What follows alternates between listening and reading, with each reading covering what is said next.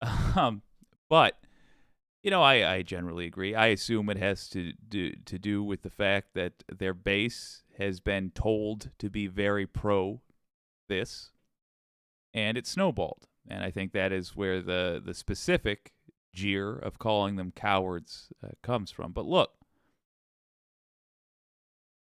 at the end of the day, they are the group that are allowing children to be killed.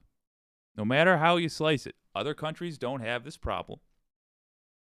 In the United States, when we had a simple assault weapons ban so that people couldn't carry around military hardware in the streets, for God's sake.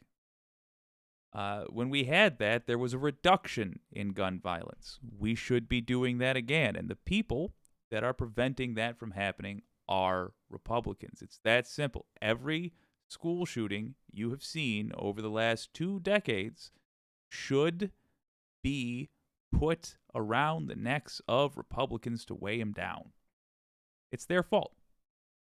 It simply is. The only conversation to have is, are the deaths of these children worth what we're gaining for them? What Republicans say that we gain, I'm going to get rid of that box there. What Republicans say that we gain is the ability to resist the government should it ever come to that. It has only come to that in the United States a handful of times, and I'll tell you, every time it's happened, I have not wanted the rebels to win. Because usually by resisting the government, that ends up meaning resisting the will of the people. I don't like that. Second, I don't think, even if those guns were the only thing holding the American government at bay, it's not worth holding them at bay. It's not worth winning that fight if the cost is dead children. So Jamal Bowman, completely correct here. He's on the soapbox. Let's listen to him. Pressure them, force them to respond to the question, why the hell won't you do anything to save America's children? And let them explain that all the way up until election day on 2024. Yes. A lot of the advocacy I'm going to put forward to you, and I had a video cut from the hard work I did this morning. Had a video cut, and I stopped it. I didn't even put it out for the lobbyists because I failed to mention that right there, what he's saying.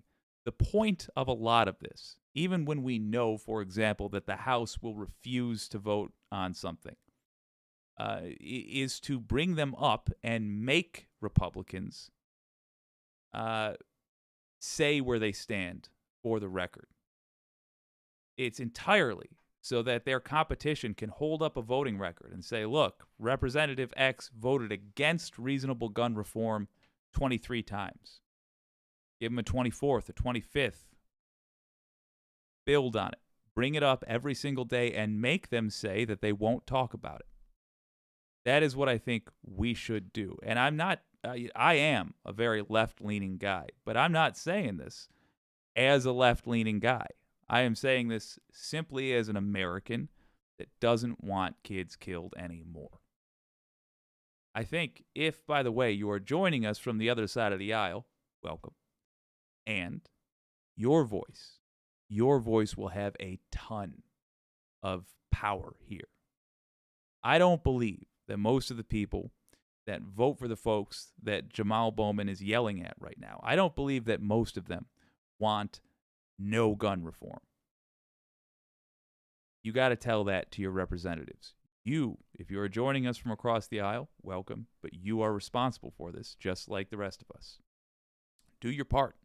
Tell the folks that you've voted for that you did not vote to have Mad Max style gun laws, which is to say, none. Let them explain it all the way up to election day on 2024.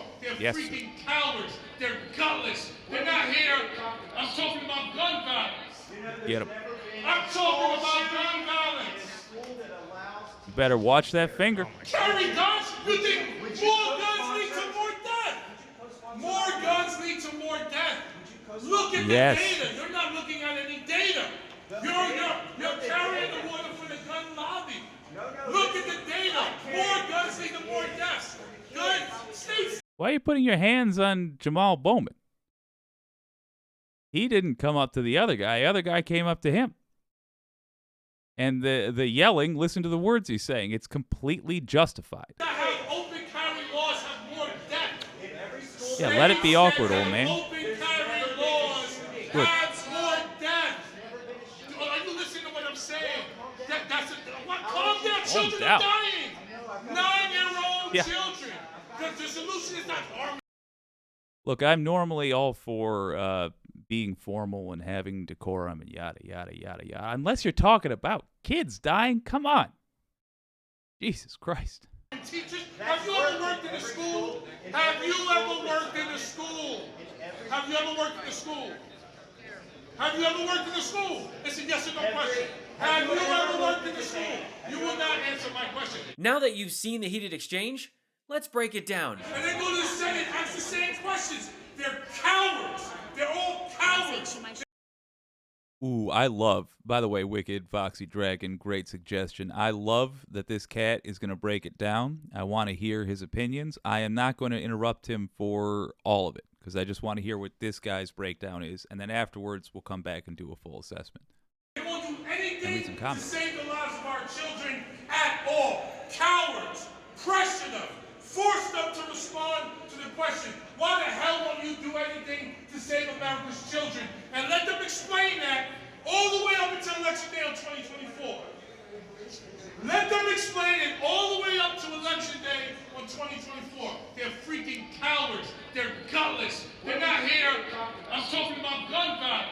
Some of you may recognize that gray mop-headed Republican from Kentucky that confronted Bowman. No, it's not Rand Paul, it's Thomas Massie. You know, the guy who sent this Christmas photo of his family holding guns just days after the deadly mass shooting at Oxford High School. Something that has become a disturbing trend among Republicans like Colorado Representative Lauren Boebert and Tennessee Representative Andrew Ogles, who by the way happens to be another resume-line Republican like George Santos. Anyway, call me crazy, but I don't think the people who grope guns with their family members in holiday photos should be the same ones deciding gun laws. I'm talking about gun violence. Carry guns? You think more guns lead to more death? More guns lead to more death. Look at the data. You're not looking at any data. You're carrying the water for the gun lobby. Look at the data. More guns lead to more deaths. Good. States that have open carry laws have more death. States that have open carry laws have more death. Republicans love to argue for open carry laws because they believe the ability to carry a loaded handgun into public places will deter gun violence. You know, like the one that Tennessee Governor Bill Lee signed into law in 2021. Regardless of how Republicans try to spin it, open carry laws don't work. They actually increase the number of all homicides and increase the number of firearm homicides. And if you ever hear someone argue that a good guy with the gun stops a bad guy with the gun, call them out on their bull. Uvalde. I mean, just look at the deadly school shooting in Uvalde, where almost 400 law enforcement officers stood by while 19 children were slaughtered with an AR-15. But let's get back to Jamal Bowman absolutely destroying Thomas Massie. Are you listening to what I'm saying? Calm down, children are dying. Wait, what was that? Are you listening to what I'm saying? Calm down, children are dying. Not being calm is a normal response. Being upset is a normal response. Being sad or frustrated or angry because Republicans won't do a thing to stop these innocent children from dying in mass shootings is a normal response. The Republican response, or lack thereof, is cold, apathetic, and definitely not something that Jesus would do. You'd think the pro-life Republican Party that claims they want to save the children would want to fix our mass shooting problem, but nope. They only like to send thoughts and prayers. 9-year-old children. The solution is not arming teachers. Have you ever worked in a school? Have you ever worked in a school? Have you ever worked in a school? Have you ever worked in a school? It's a yes or no question. Have you ever worked work at the school.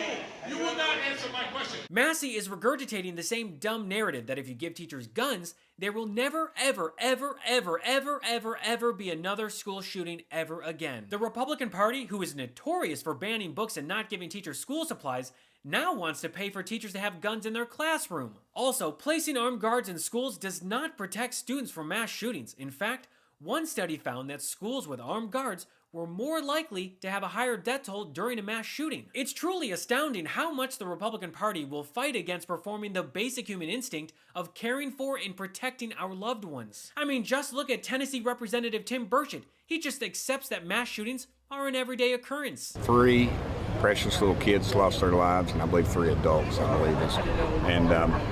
And the shooter, of course, lost their life too. So it's a horrible, horrible situation. And we're not going to fix it.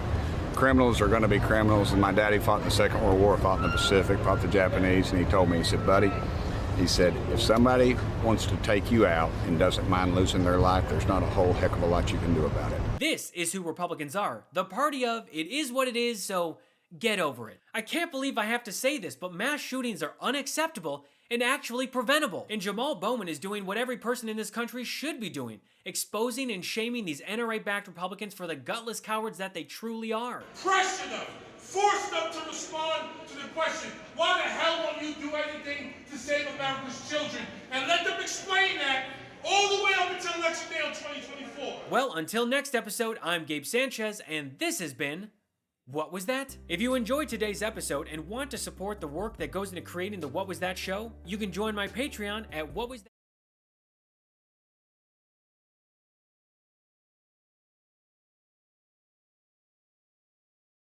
Oh, I got a lot to add. It was no notes for Gabe Sanchez.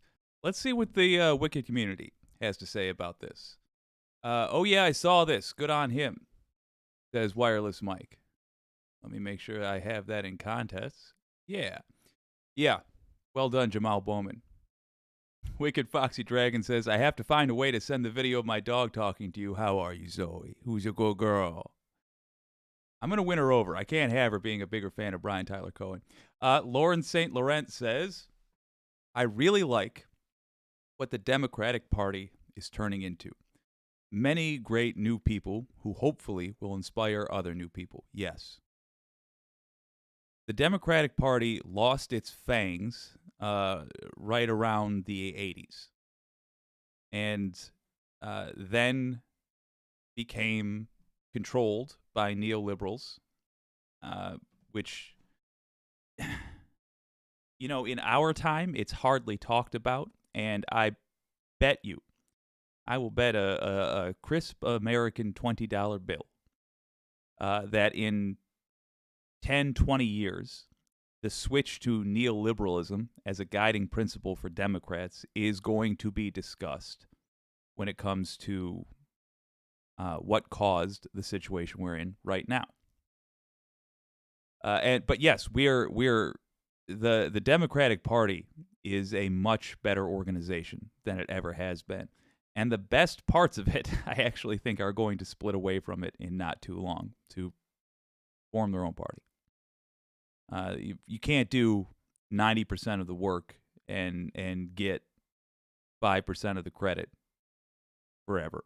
Eventually, you will come to the realization that you are more valuable on your own.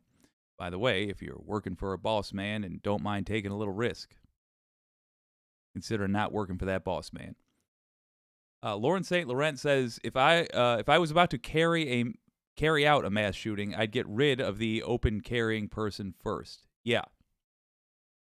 So that leads into some of the thoughts I was having there. The arming teachers, first of all, the students, presumably, go to the school they're shooting up. But even if they don't, and you know you're in a state where teachers are allowed to carry guns, then who's the first person you shoot when you come through the door? The teacher. And then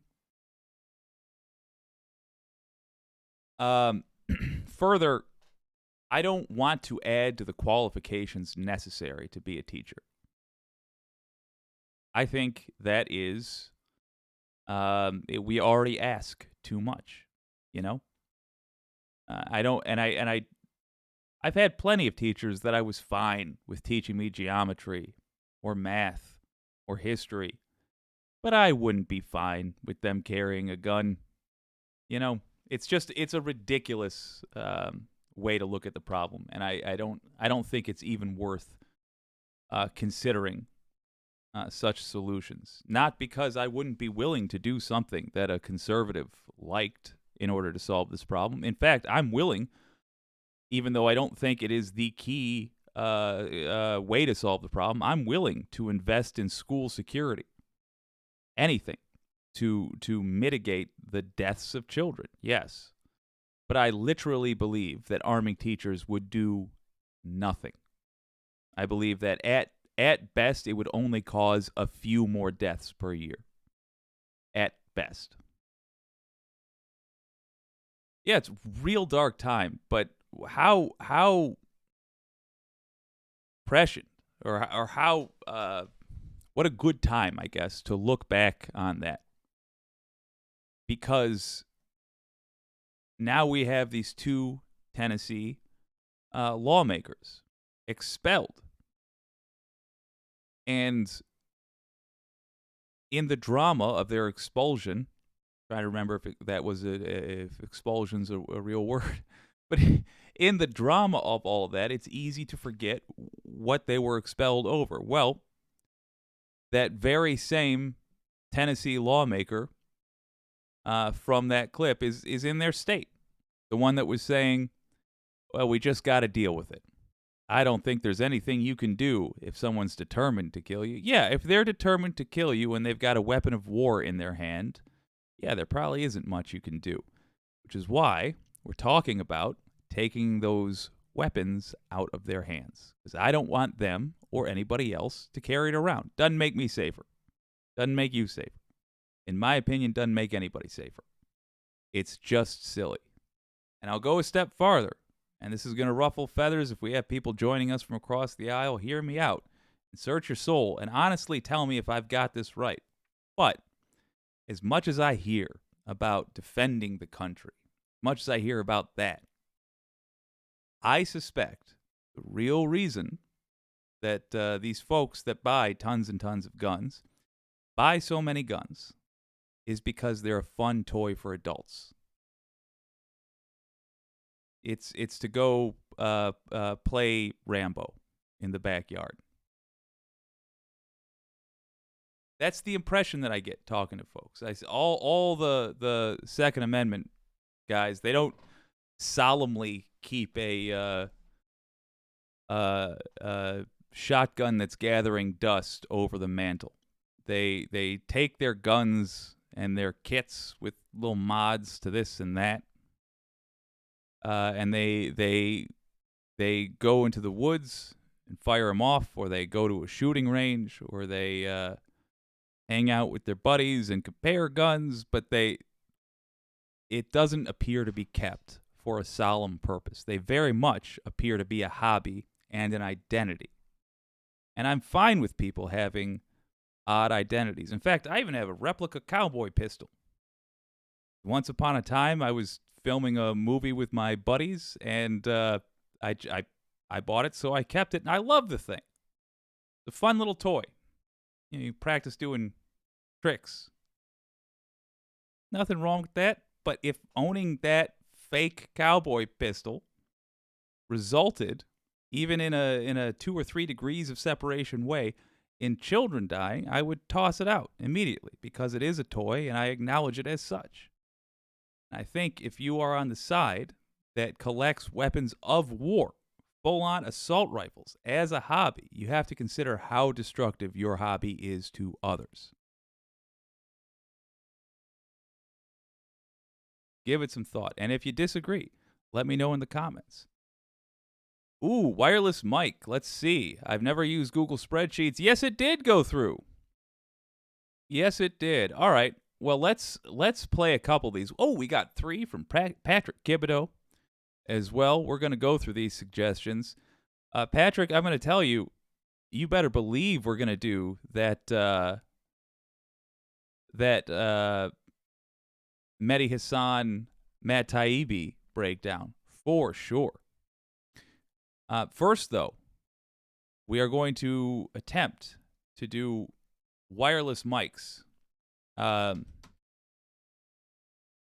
suggestion because it is on this same topic, and I feel like that's going to make for a good chat replay. And while I download this, let me just read the messages this website is putting up. Oh. Well, apparently there's single women in my area who are free for sexual intercourse. Well, fantastic. I'll put a pin in that and come back to it later. Is there anybody that still falls for ads like that? Is there anybody that ever did? I just feel like if you're the sort of person who would require an internet site to randomly connect you with somebody, then you would be familiar with the fact that life is never that easy. This, ladies and gentlemen, is called Patter, and it's very useful in the entertainment business. But unfortunately, there can come such a time that you run out of Patter. Oh, thank God it's downloading. All right. The transition here is going to be rough, but thank you, Wireless Mike, for the suggestion. Also, let me know if you would like to do... Let me know how you feel about this stuff, and if you would ever like to do it in the main show, like as an ending segment type thing. Not really sure how I feel about that. I like the general concept, but I worry that we may stray too far from the core concept, which is you can't really improvise it. You have to do a lot of work ahead of time and to show people what you can do. But let me know if you would be interested in that, and I'll consider just making it part of the show. I will say I like the idea of a little bit of randomness.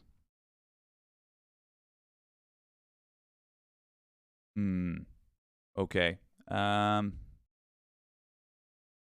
we're going to try playing it. Hopefully, in a moment, we will have from News Channel 5, Tennessee's never-ending gun problem.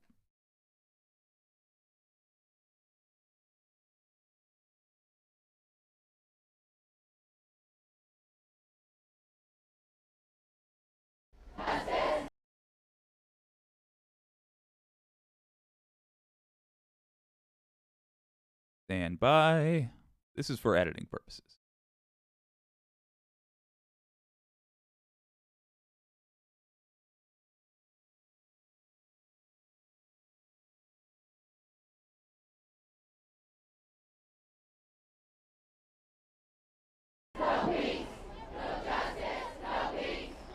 Well, that's a chant we have heard time and time again.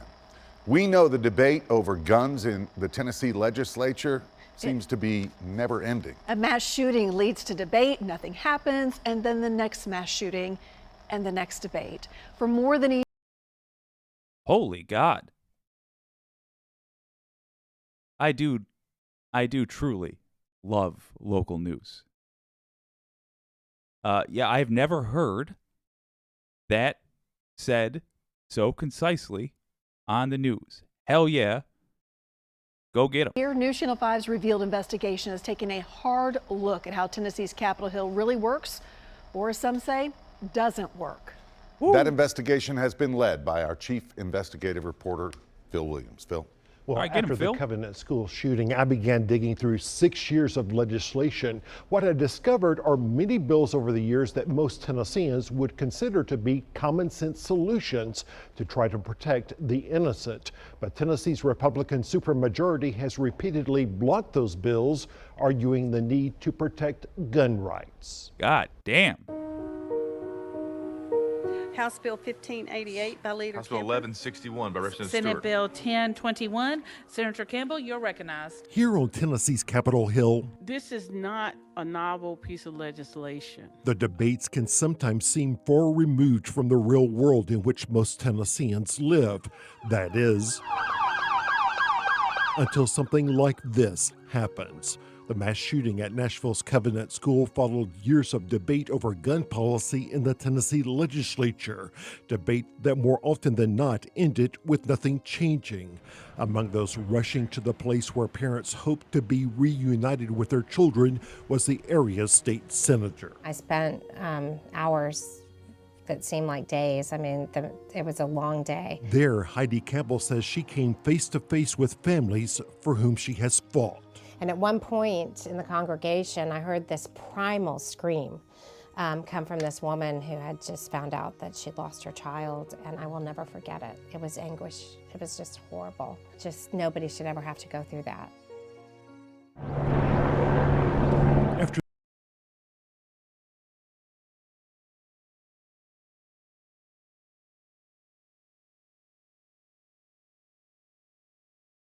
I sincerely hope that we can popularize this channel, popularize the peace talks in particular, because I would like, genuinely, to talk with Republicans about this.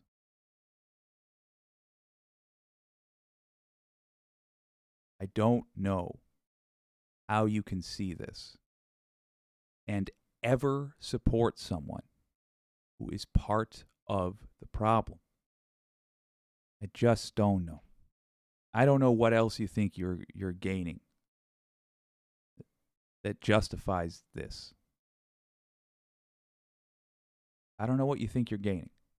Whatever it is, in my opinion, not worth it. the Parkland school shooting, then Governor Bill Haslam talked about the need to beef up school security. Everything from school resource officers to physical improvements in the schools to video monitors. And after Uvalde, Governor Bill Lee again wanted to talk school security. We're not looking at gun restrictions or gun laws as a part of this school safety plan going forward. Even after Covenant, Lieutenant Governor Randy McNally's first statement was about, you guessed it, school security. Do we have a school security problem? No, I don't think that's the solution. We can't militarize our schools. And even if we could, we can't militarize them enough. We also don't have a motive at this time.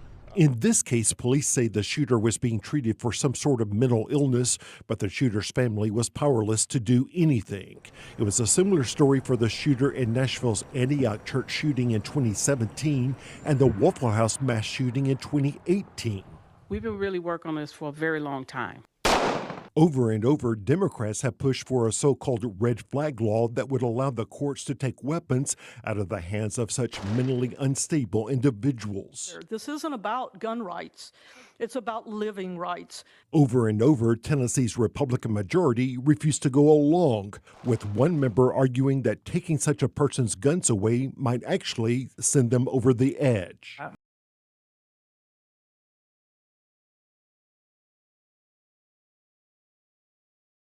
The logic of that floors me.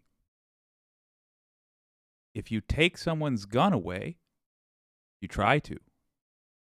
They might panic and shoot you with it. They might go crazy and shoot you with it. Well, Jesus, you just made the strongest case I can imagine for taking that person's gun away. If they can be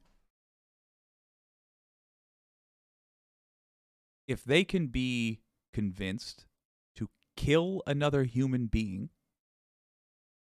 because they are allowed only a less destructive firearm, they shouldn't have any firearms at all.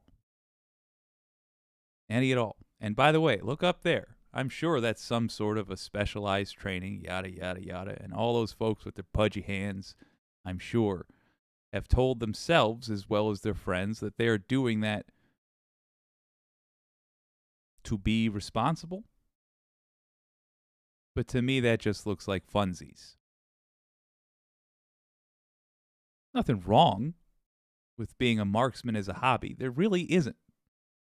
It's just when you're letting kids die so that your hobby can be more robust that I have a problem. I'm afraid this will cause more escalated violence than less. House Democratic leader Karen Camper. They just don't believe it solves the problem. I mean, that's literally what some of them have said. I have to disagree. That's what they say. Do you really think that these politicians are being honest? If you're from the other side of the aisle, tell me if you do think that's the truth. But come on. We have studied this already. We have data from a time within a couple of decades that this country had more restrictive gun laws. And there was less of this crap. We know it solves the problem. And here's the thing. I'm not going to insult the Republicans so much as to suggest that they don't also know. They're not so dumb that they're unable to understand it. They're not so ignorant at their own jobs that they do not know that restrictions on the kinds of guns you can buy equal directly less death. They know. So if they know, but they're saying it won't make a difference, they are lying. And I choose to I choose to view it that way because otherwise, the reality you're suggesting is that they've had the available information pointed out to them and they've simply never looked at it. And that's not better. Guns, don't kill people. It's people that kill people. It's just been that kind of conversation. Over and over, Those opposed, no? No. The noes have it.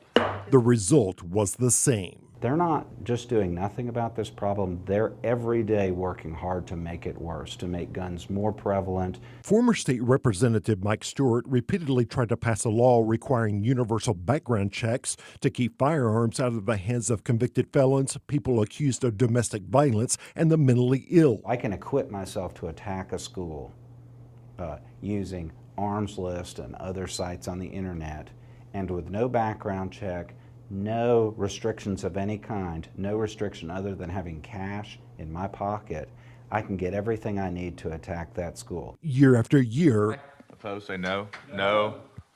Bill fails. more of the same. I hate to be a pessimist. But It's a really, really tough issue. And just weeks ago, This bill is about illegal gun transfer. It's a very simple bill. Heidi Campbell tried to pass a bill making it a misdemeanor to transfer a gun to a person knowing that person was legally prohibited from possessing a gun. And obviously, that's pretty simple logic. But nonetheless, it didn't get any debate in committee. With no debate, Madam Clerk, take the vote.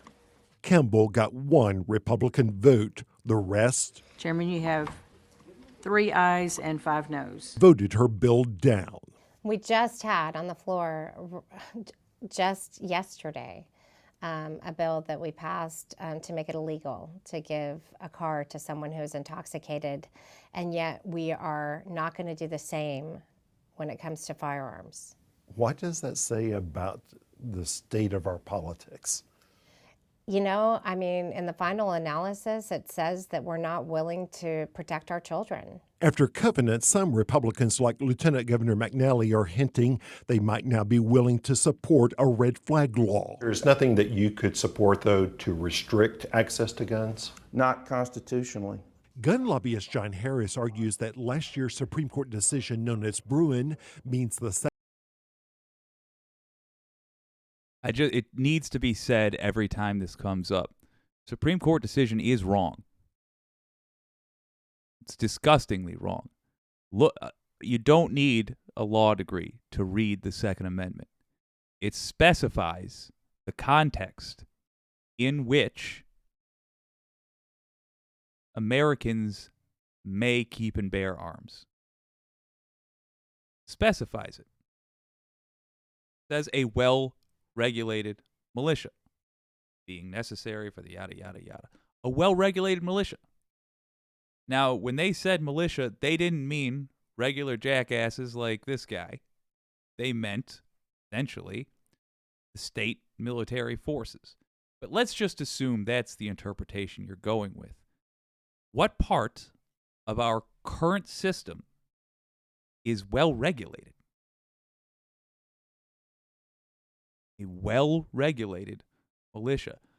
If you want a disagreement on gun control between liberals and conservatives, all right, fine. It's what is the militia?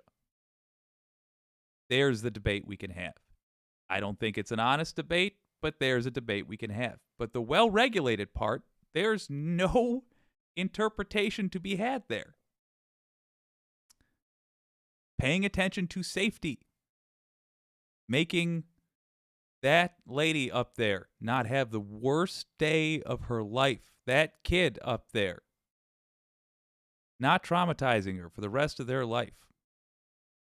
Whoever those two lost, letting them live because we regulate guns.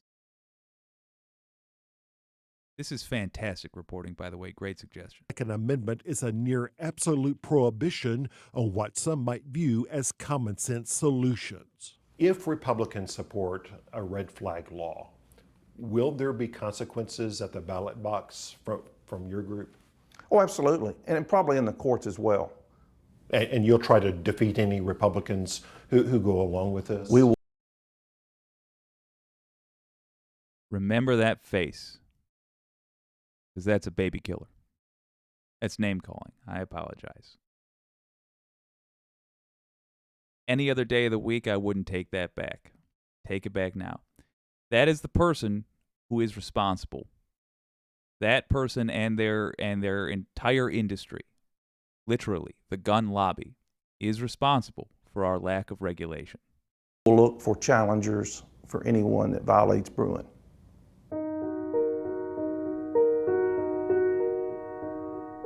Which advocates say means this community can only pray that these deaths in this city will convince lawmakers that doing the same thing over and over again isn't making us safer. You know, there have been 367 shootings since Columbine, when we said never again. If this is the one time when we're going to make progress, then thank God. Now, in recent years, there have been bills to fine gun owners who leave firearms in unlocked cars where they're often stolen and used in crimes. Those bills have failed. There was also a bill to simply require gun owners to notify police if a gun was lost or stolen. Failure to do so would have just required the person to take a gun safety class. And even that was voted down. Phil, you talked with John Harris, the gun lobbyist. He's been a guest many times here, smart guy. He seemed defensive. Did he offer any kind of common sense solutions that he would approve of? Well, I asked that question specifically, and he suggested giving teenagers more exposure to guns in schools, educating them so they'll know how to safely handle firearms, which is certainly not the kind of solution that these protesters are looking for. All right. Phil, thanks.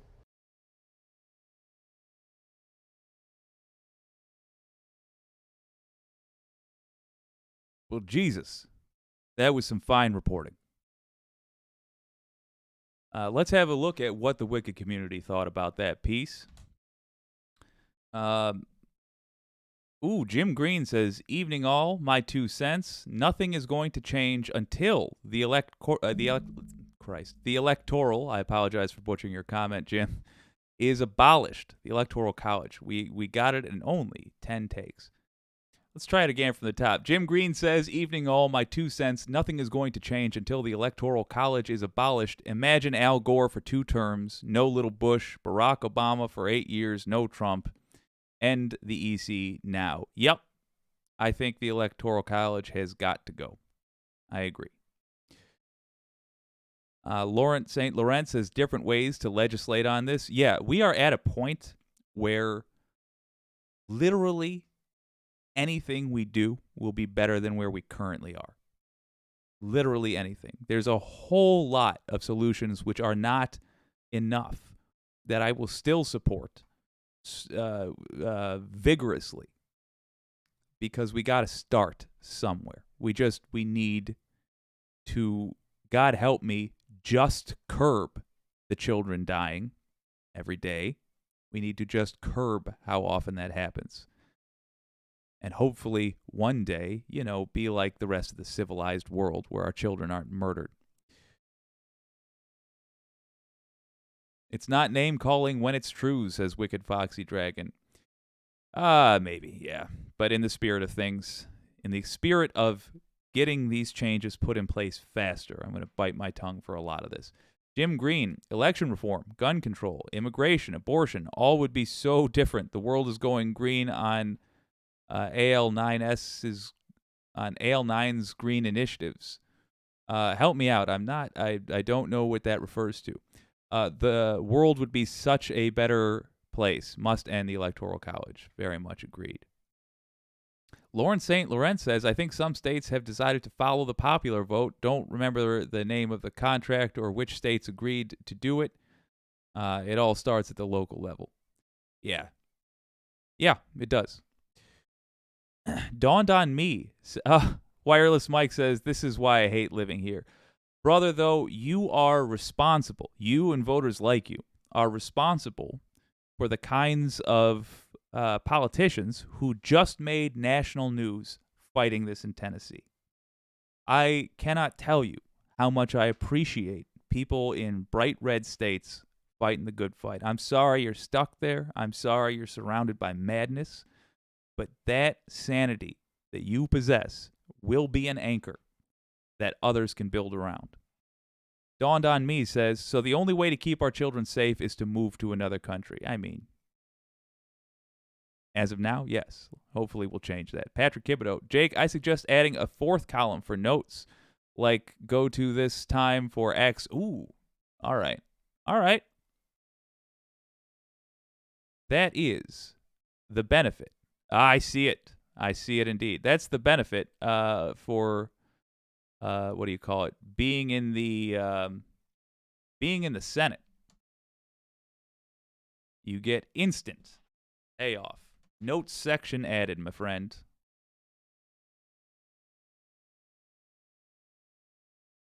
Specifying that it's optional. All right, we're going to go to that video you just recommended. It's Michael it's Michael Rappaport versus Trump supporting cowards. I love Michael Rappaport, by the way. And we're gonna try doing this in browser. That's always a risky thing, but what the hell? Let's see if we can make it work. Oh, my own notes on that. None. That was fantastic local reporting. I do love talking about the industry, though, so I'll talk about that guy. That guy, anytime you see a silver-haired fox like that who's the chief anything reporter, everybody who is a grunt in the station, the MMJs, which are the younger reporters, basically, are jealous. Everybody's jealous because that guy is the only person in the station usually, unless the anchors deign to do a report, doesn't edit their own stuff, doesn't film their own stuff. They do write their own script, but I just, man, if we could go back to the days when every time there was a story, there was a full team assigned to it instead of one exhausted multimedia journalist. Oh, we could have things like that all the time. But hey, that's one of the reasons why WYCD exists. Believe it or not, in your old pal Jake's fantasies, this ends up becoming kind of like an online news station. How would it be different from Midas Touch, for example? Well, we will be focusing on solutions, which means usually getting the stories to you later, not always, but usually, and with more of a what we can now do about it in mind. That is the hope. But in the meantime, it's Just you, me, and Mustache, and it's pretty good company, I have to say.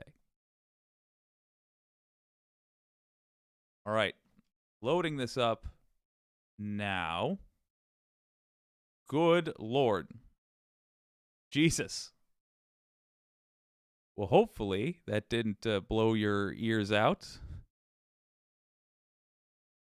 You'll excuse me for a moment. I'm going to interact with this in such a way that it doesn't absolutely destroy our poor ears. Okay, jump into 1530. Here we go. All right, so this is from Patrick Thibodeau.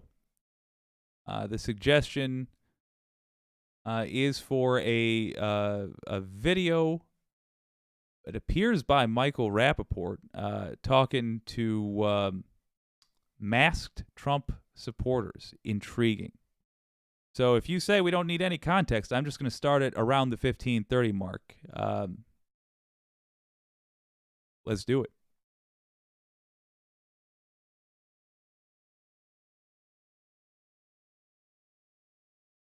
That was almost smooth. Almost. All right, we're going to go. All right. Here we go.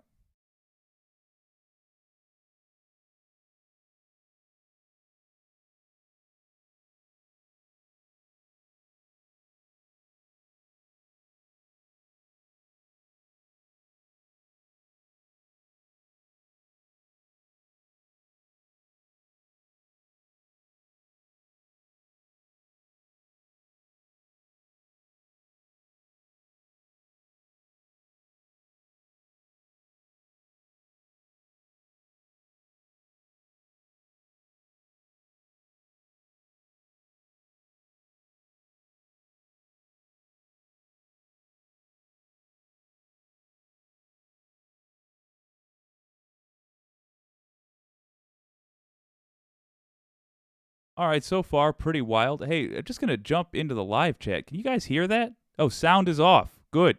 Good. All right, let me take another whack at this then. Let's see. Let me jump into properties. Trying to be easy on my computer. Control audio via OBS. Oh, there we go. Get the fuck out. I like it. Yo, my man. Nobody's going anywhere. Don't make the mistake, my man. All right, we're jumping back.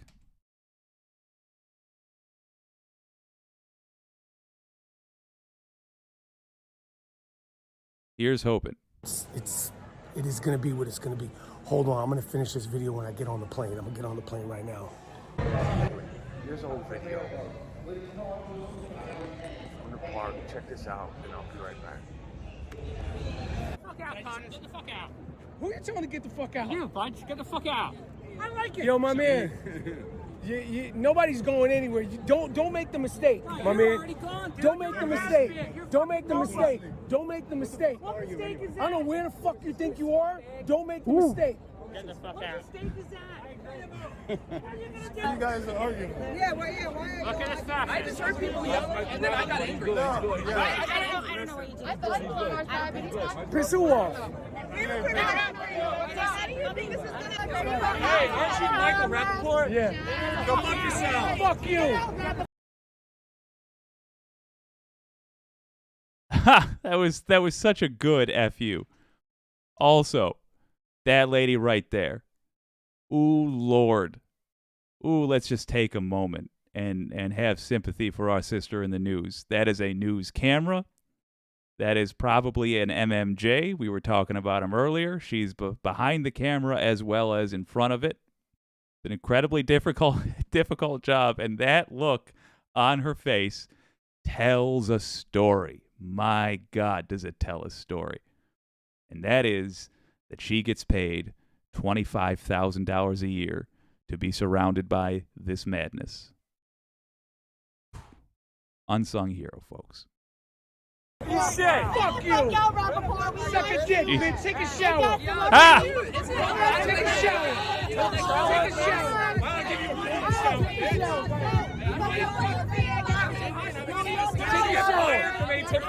lost that bag. Hey, he hates Trump too. Hey, round the corner, you want to fuck me too?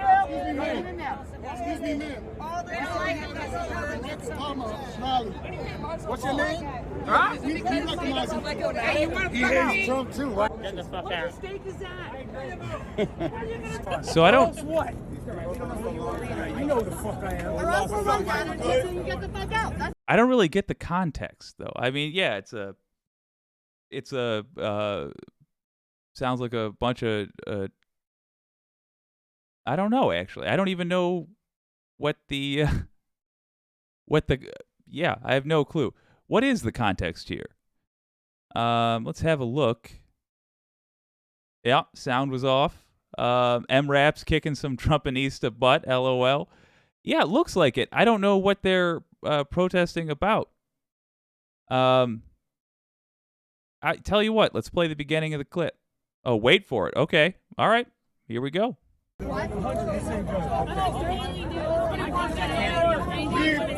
Mike, they tell him this is New York City. Ain't none of that happening out here. Ain't none of that going down. We're not in the sticks. We're not in North Carolina. This ain't D.C. This ain't January 6th. None of that's happening. Right fuck out of here. And we'll set it off in front of them. The whole shit. In the whole shit. In the whole shit. The whole shit. That's New York. That's New York. That's New York shit. That's New York shit. He's famous already? You know who I am. No, you look He's famous already. You know who I am. No, who are you? You know who I am. I'm the motherfucker you're talking to. So what is that? Jesus. I'm the motherfucker you're talking to.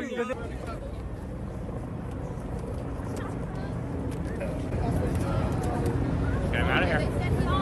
Around what? Around what? Around what? Around what? So awkward. It's a fantastic day. Yo, you want to walk around the corner with me? You want to walk around the corner with me? You want to walk around the corner with me? Do you want to walk around the corner? I was gonna say we are approaching, with the tenor of that conversation, we were approaching an impasse which can only be solved by an awkward scuffle in an alley. I'm not surprised Rappaport's going there. That's what I thought. That's what I thought. If not, come walk around the corner with me. I'm trying to get you to come suck my dick. I'll come around the corner with you and suck my dick. And then I'll fuck you in your ass. Oh, Jesus. Support the great Guys, look at this fucking. What's wrong with that? I'll come around the corner with you and make you suck my dick. All the cameras here. You can get all And the then I'll attention. fuck you in your ass. Goodbye, monetization.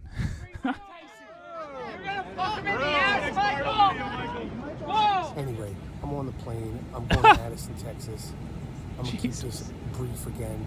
Like I said, this is not as cinematically stimulating as I pride myself on my videos to be. But the point of the matter is that I was not there for confrontation. I am never looking for confrontation. I'm never looking for altercation. I'm never looking for anything.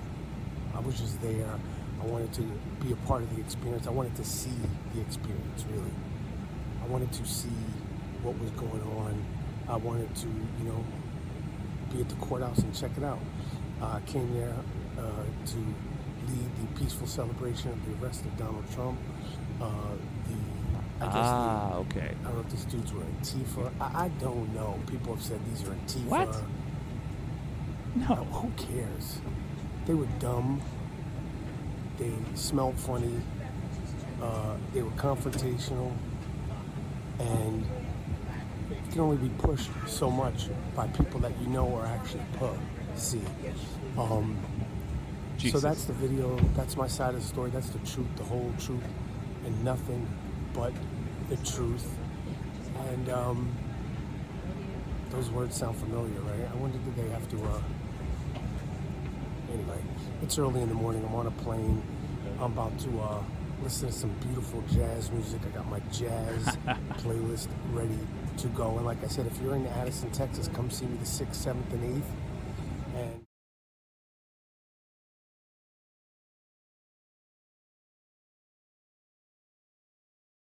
Yeah, well, Michael Rappaport, he'll throw hands. My only conclusion. Yeah, it got wild. Doesn't surprise me. I didn't realize that was outside of the arrest, and it's very disturbing to me that he's like, was that Antifa? What? I don't think it was. Ouch, that's a lot. Okay, I see. A fellow New Yorker talking trash, right on. Oh, Jim Green. Yes, absolutely. That things got wild for sure. Be merciful to my attempts to make a living off this, and if possible, no sweat, not a big deal. I didn't specify this to begin with, but if possible, not quite so much cursing if we can. But it was worth it to see Michael Rappaport get mad enough to tell a guy he was going to take him around back and make him fillet him. That was too gosh dang funny. All right, we're doing another Thibodeau special here because I genuinely need to talk about this Mehdi Hasan, Matt Taibbi debate. We teased it ahead of time, and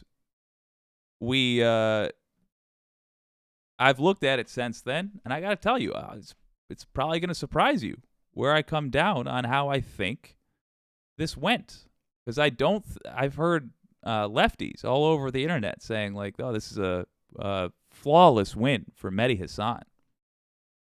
And I really think the context in which you are looking at it makes all the difference. If you are looking at it in terms of what would a left-wing audience think, then yeah, Mehdi Hasan cleaned up. If you're looking at it in terms of were people in the middle swayed, I don't think he did that good. And I'll tell you why.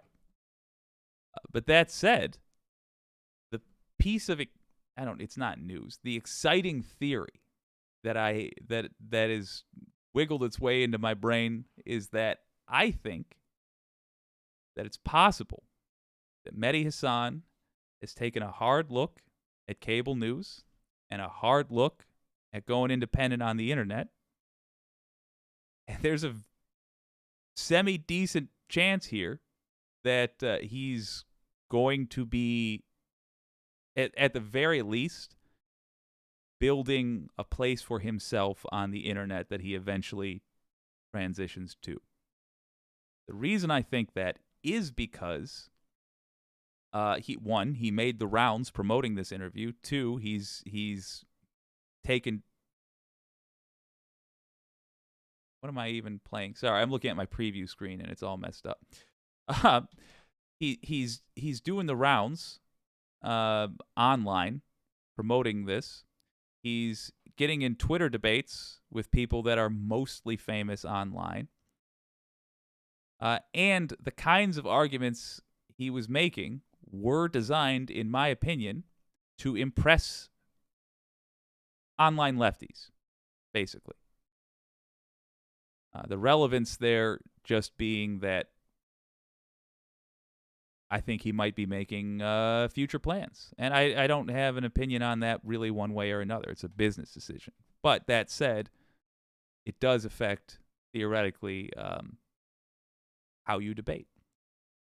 I will go into all of that in a moment, but first, let's have a look at this Matt Taibbi, Mehdi Hasan debate presented to us by Wireless Mike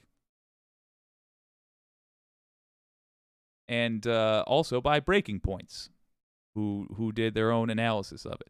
By the way, Breaking Points, an interesting choice. I'm going to have a look at them in more detail later. Let's look at the debate.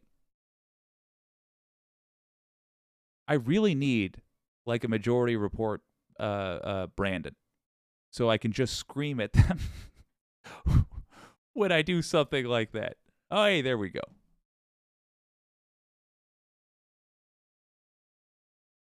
We wanted to take a look at a feud that's brewing between Mehdi Hassan and Matt Taibbi.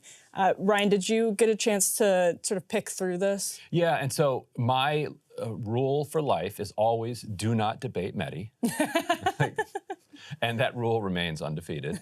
But we can get into some of the nuances of it. So basically, so a couple of weeks ago, Mehdi went after Matt Taibbi saying, look what Elon Musk's Twitter is doing to critics of Modi in India. Why won't you speak out on that? Taibbi responded, why don't you have me on the show and we'll hash this out. So that was a couple weeks ago. So now Taibbi went on Mehdi's show. So let's play a couple clips from. Before they do, I do just want to say that, right? Okay, first of all, the counterpoints bar at the bottom. Shit, I got to start doing that. That's really good. That's got to help with editing. Thoughts for later. But truly, that is great framing. And I kind of wish, well, Mehdi would have had to have predicted the future. But what I was going to say is I wish Mehdi had opened with that context. But he does bring up the context when it's clear that Matt Taibbi wasn't prepared for it.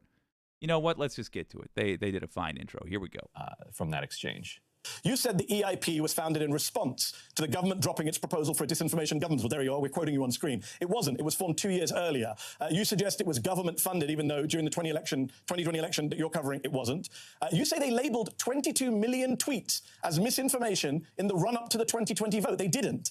They flagged 3,000 election misinformation tweets for labeling, so you were only 21,997,000 off. You also claim the EIP was partnered with the government cybersecurity and infrastructure agency, CISA, to censor Twitter. But you mix up CISA, CISA, a Homeland Security Agency, with the Center for Internet Security, the CIS, which is a non-profit. And it's just error after error, Matt, on just this one topic. Error. But the other ones aren't. No, 22 million number came from their own report? Yeah, it came from a report in March. Do you know what the 22 million number is, Matt? Can you tell me? Because we checked. 22 million is the number of tweets about election misinformation that they just mapped. How many tweets were they? The ones they actually flagged to Twitter before the election, 22 million came after the election. It wasn't in the run-up. They flagged 3,000. So you were off by 21,997,000. They said a lot of things. I stand by my story. You stand by what story? You stand by 22 million were flagged in the run-up to the election, even though that number came in March 2021, which was after the election. No, this came in their report after the election. Okay, so Matt responded on Twitter. I think we have some of that we can put up on the screen. Keeping it to just what aired on television. Matt Taibbi looked foolish there. He looked foolish. I think to anyone who was really paying attention, what I would suggest you keep in mind is that people watch debates at different levels. And if you want to totally win a debate, in my humble opinion, literally, let me just clarify this by saying, one, it was live. Two, it was, say what you will about Matt Taibbi, he's a pro. He was against a pro. So if you're Mehdi Hassan, kudos. And three, Mehdi Hassan literally wrote the book on this, and I'm just some guy. But if you want, in my opinion, if you want to fully win the debate, you have to win it on every level that somebody's paying attention. And the way Matt Taibbi handled that, he was kind of, he gave a half concession. And that allows the people who are sort of half listening to say, especially if they came in on the side of Matt Taibbi, that allows them to say, like, it sounds like he's got something. Or it sounds like Mehdi Hassan's just quibbling over a little point. And I know, he said exactly what they were debating over. And I don't think in that particular exchange, Mehdi Hassan could have even necessarily done a better job. But when you look at the entirety of it, Matt Taibbi keeps doing that. And he keeps squirming out just enough that I think most of the people that came in thinking, Yay Musk, boo Mehdi Hassan. Those that watch Mehdi Hassan's show, anyway. I don't think they were swayed. Let's see what he responds on Twitter now. Here, but someone told him to take the L, and this is a different quote. He said, part of the job is facing critics, and I went on Mehdi's show today, and basically, I was open to the criticism. I made corrections where they were warranted. He also said, no, I will not take the L. A misplaced acronym and a wrong date don't invalidate the months of important work nearly a dozen journalists, including Michael Schellenberger, Barry Weiss, and myself, put in so that the public could see the breadth of state censorship, of the state censorship program. Reaction to that exchange? Yeah, the whole thing's kind of disappointing on so many different levels because they don't end up having a conversation about the substance.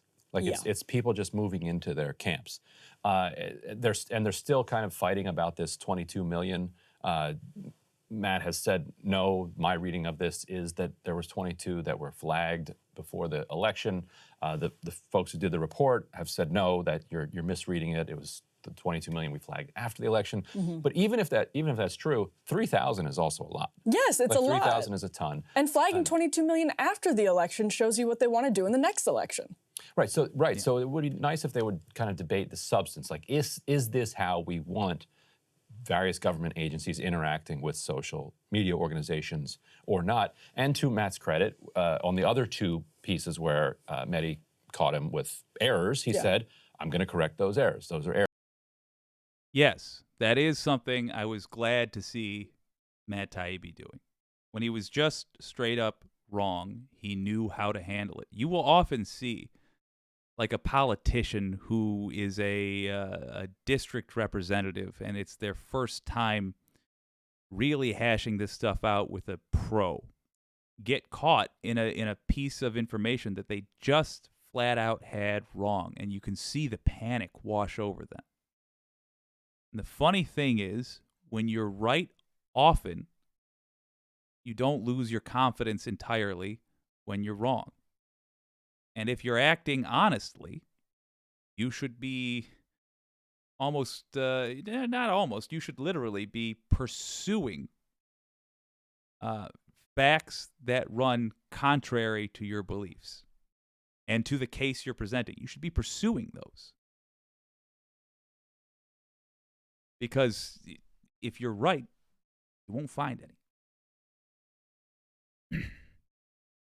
But what they're touching on is the way that you deal with what we were talking about at the beginning.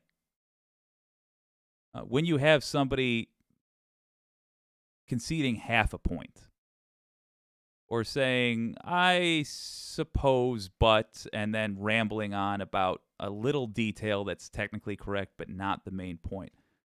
What I would have liked to see during the Mehdi Hassan Matt Taibbi debate is more, I'm not saying he didn't do it at all, he did do it, but more getting away from the detailed facts. As soon as it became clear that Matt Taibbi was going to wriggle, he did wriggle. Getting away from the intricate detail and talking about the broad strokes. An example of how he did it well, and I'm positive they're going to play this clip. If they don't, I will. Was the portion of the debate where Mehdi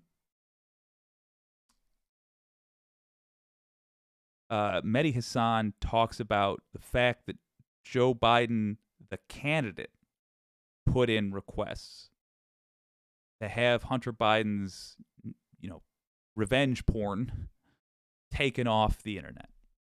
That's something any father around the country is able to do. And Matt Taibbi kept framing that as the government doing X or Y. Well, it wasn't the government. It was a candidate.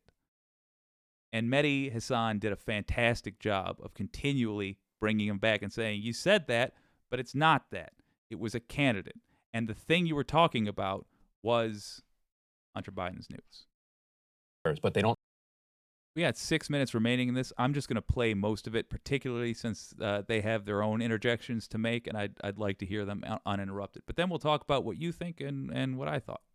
They kind of didn't change the fundamental thrust of of the story. The other disappointing thing was that Matt actually hadn't read up on the Modi thing. I thought that was interesting. Which was, like, that was the reason that he said, invite me on the show and I'll talk about it. Right. And he had 2 weeks to talk about, to brush up on it. It looked. I said I wasn't going to interrupt, but I got to. Yeah, that was wild. The instigating incident that he said, bring me on for, that got him brought on for, he didn't do any homework. And then he had the gall. He had the gall to say, well, I haven't looked at that, but I'll look at it and bring me on and I'll talk about it. That's why you're on now. That is the main place, especially since Mehdi Hasan, when he failed to answer, Mehdi Hasan stopped and informed the audience of the context and just slaughtered him with that. So I do think all those that Taibbi lost were probably, like, of his fan base that watched that, were probably from that incident. All right, now I'm not going to interrupt. But that's too juicy not to jump on. Looked like, and I do this all the time. You go on a show, and you're like, oh God, I'm supposed to be on this show in 30 seconds. That's the only way I appear on shows, including this one. No, I'm kidding. I know ahead of time when I'm supposed to be on this one. But it's like, and Maddie will be like, hey, can you come on and talk about this thing? Yeah, sure. And then I'm always asking the producers, what are we talking about? So, and it felt that way. It's like, oh, but it's like, because Matt had said, I'll come on the show to talk about this, right? Then at least check into what Musk is doing in India. And it would be so easy to be like, you know what? Yeah, I do. Musk is not my employee. I am not Musk's employee. I disagree with Musk's decision on this particular issue. Or I agree with Musk's decision on this particular issue. It's fine. Like, it's not going to hurt him one way or the other. And so, we'll reach out to him and see what his take is when he gets a chance to actually look into the. And my read on this was a little different in that I think what Matt was trying to do is make a point that I'm not playing this game. That's my assumption of what he was doing, because what Maddie's doing is nitpicking errors. A couple of them were actual errors. I think one of them is definitely more questionable, and Matt was happy to correct them. The breadth of what he's been doing with the Twitter files, I mean, it's a lot of reporting and a lot of writing. So it's, of course there are mistakes in there. As much as he may try to mitigate them, and I'm sure he does, nobody wants to be corrected knowing the whole world is out there, and every, established center of power is out there looking to discredit you. So, I mean, it's in his own interest to mitigate the errors. I disagree with both of them. They're just giving him a pass on that. It was the inciting incident. There's no excuse to not be prepared for that. You're on a stage that is being watched by millions of people. That means every minute you are taking up airtime. There are millions of American minutes being spent watching you. You have an obligation, if you say to somebody who runs a show like that, and I'm not sympathetic to those networks in most cases, but if you're saying to somebody whose show commands the attention of Americans for millions of minutes every night, you have an obligation to prepare and do the thing that you said you would do. And as far as Mehdi nitpicking, yeah, okay, obviously I agree with that. But in this case, surrounding the Modi thing, I don't think that's something you give him a pass with. That said, Mehdi is nitpicking instead of really dealing with the central question of state censorship. To your point. And yeah, I see what you're saying there. Like, why are we debating 3,000, 22 million, the date? It's definitely worth a correction. But why are we getting hung up on yelling at each other over that when Matt has exposed, rightfully, is this huge operation to censor and target heterodox American thought? That's a... Okay, so I'm not going to swear how I'm going to do these things from now on. It's going to make me a liar every time. I was with her up into the conclusion. What he exposed was not that. What he exposed is that, you know, these companies bend over backwards for powerful people. What he did not expose is a conspiracy to get Trump, or a Twitter that was politically leaning. And this is the problem. The debate never really, and I watched the whole dang thing that Mehdi posted on YouTube. It never really got to the meat and potatoes. And for the reasons she's saying it didn't, because they got hung up on these details and they were quibbling over these things. But you go back, you go forth, and if it goes back again, people glaze over. And they say, all right, we're going to wait till we get past this, and I'll listen to when they're being productive again.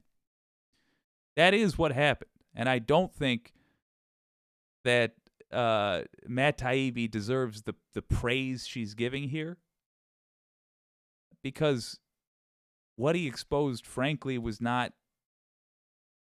I don't want to say it's terribly shocking, but the conclusions drawn by the people that are excited about this are wrong conclusions. And I think that's the main thing to address. These people saying like, oh, look, under the last guy, Twitter was a Biden propaganda machine. Now it's free speech, and lefties aren't allowed to say anything. All right. Real problem. And the way I read him was, I'm not getting into this. I don't know, maybe this is a charitable read on the situation, but I'm not getting into this because I'm not going to play the game where you deflect from this much larger question. Even if that wasn't his intention, I think that was the most disappointing part of this, is the deflection from the larger question. I don't think there's a journalistic high ground or a moral high ground in deflecting on that point. I wish Matt had an answer to the Modi question, and maybe he will. I'm sure you'll check in with him on that. But this is the bigger question here is obvious. Right, and it gives the kind of anti-Musk and anti-Twitter files, although I'm kind of like pro-Twitter files and anti-Musk. So I'm in that weird kind of, there's no overlap other than me in that category. But it gives people who want to dismiss it, now they're going to say, oh, that was debunked by Mehdi. Yes. Taibbi's reporting was picked apart. But Mehdi would say, no, I didn't debunk the entire thing. What I did is I identified some errors, brought them to his attention, and he has agreed to correct those errors. But he's not going to say that the entire thing was, as a result, debunked, but the viewers are going to take that away. Right. The viewer, you'll watch Matt's mentions and replies on Twitter over the next couple of weeks. Yeah. It'll just be people throwing, like the Mehdi interview at him, saying is the whole Twitter file thing is completely discredited now, which is just a way for people to not kind of grapple with these issues and instead do the easier thing, which is retreat into tribes. Yeah, I agree. And my big takeaway from it, honestly, was how hard it is to have good faith conversations in the cable format. It's interesting because you're looking at the screen and you see Matt with his podcast mic, because he's got his SM7B, and you see Mehdi in the Tony MSNBC studio. And it's just like such a perfect juxtaposition of Matt, who I think is more used to these days the podcast format, because MSNBC, as he explained on his Substack last night, stopped having him after he threw some cold water on like Malcolm Nance's weird rantings and ravings about Russia collusion. But it's just really hard to have a good faith exchange and not retreat into camps and to really get to the substance. It's very difficult to do that in a cable news setting. And I think that's why people, especially younger people, are pulling away from it. Yeah, right. There's so much more time to breathe and to think. Right. Although I wonder if Matt had strategically gone in and been like, look, you're right, I'm with you on Modi, if that would have opened up space for that conversation to breathe more. It's interesting. But maybe not. Like, Mehdi is a knife fighter. He's I interviewed him for my podcast a couple weeks ago about his like career in debating. He's just an absolutely extraordinary debater. Even if he's wrong, like I've said, I wouldn't debate him about whether the world is round. It's too dangerous. Yeah, forget it. I'd come out and be like, Maybe it's flat. I don't know. It's hard to say. Who can say? Hey guys, ready or not, 2024 is fully upon us now. Oh, mercy me. Great. Oh, let's get this fixed, and then we'll talk about this. All right, so let's see what the Wicked audience has to say about that piece. First up.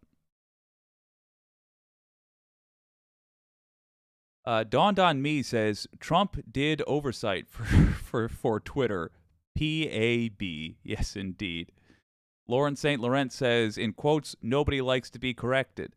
Then out of quotes, indeed, that's why people check their work before publishing. Yeah, I saw a Majority Report talking about this and stressing that what Matt Taibbi is in desperate need of these days, and I agree, is an editor. There's some folks who work well without an editor.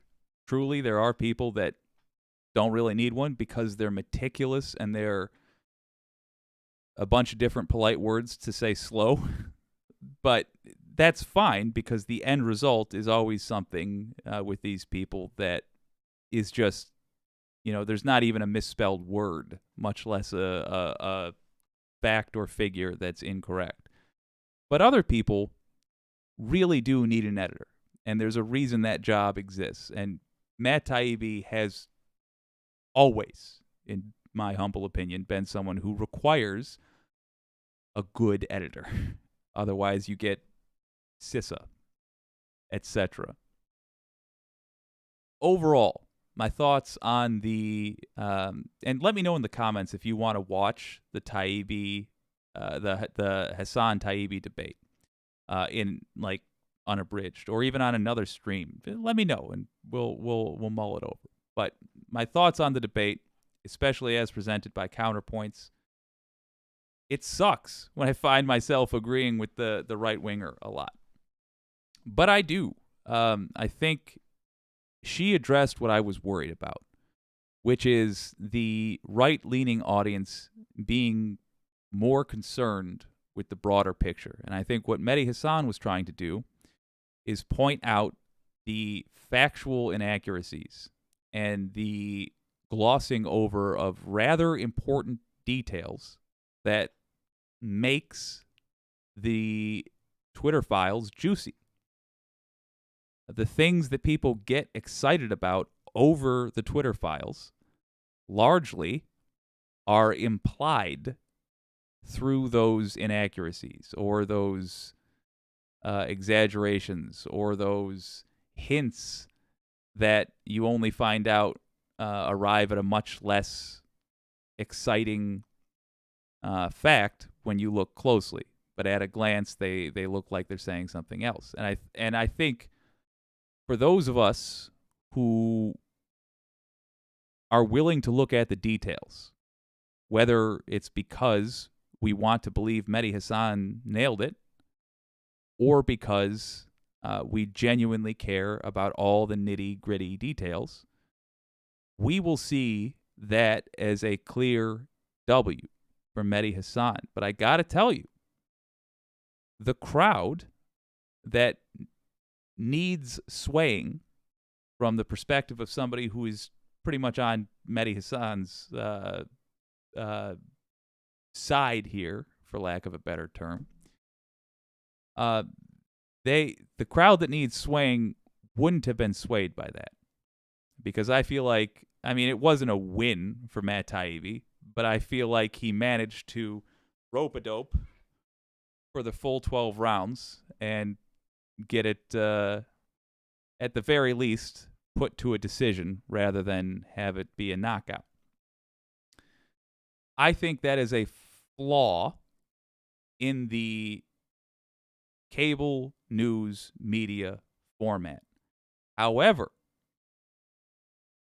the cable news media audience is who needs to be reached by this the most. So it's a real difficult situation. And I think overall, given the difficulties that are going to come with interviewing somebody in a finite amount of time where you can't just arbitrarily choose to extend the deadline or extend the interview. And Matt Taibbi's dodging of uncomfortable moments, I think given all that, that's a win for Mehdi Hasan overall. And I think more people will have been swayed to his way of thinking, which is ultimately going to be a good thing, because the impression that I've seen that people on the right wing got from the Twitter files is just, it's not accurate. And I do, believe it or not, I do agree with the broader point that Matt Taibbi keeps coming back to, where he's like, well, look, this is still, no matter how you slice it, this is still people involved with the government getting different treatment than regular folks. And yes, it is. But the danger that I see time and time again with right-wing political beliefs is that they start with something true, they add in something not true or misleading or whatever, and where you end up is something that not only doesn't deal with that true thing, but makes it worse. We have Elon Musk running Twitter at the moment. Not going to get better because Musk is in charge, folks. Just not. Why did this excite me, though? Why did this excite me with Mehdi Hasan and the crowds he was reaching out to for this?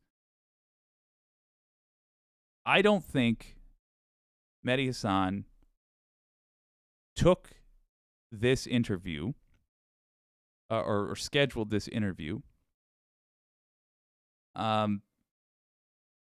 for very short-term reasons. I don't think he did it to get big ratings on that night.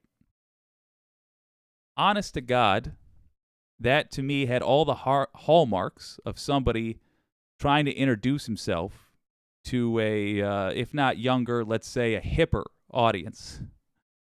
That was, I mean, I do think Mehdi Hasan genuinely aligns more with the, let's say, online left than the network left. He's more of a Sam Seder than he is a Lawrence O'Donnell.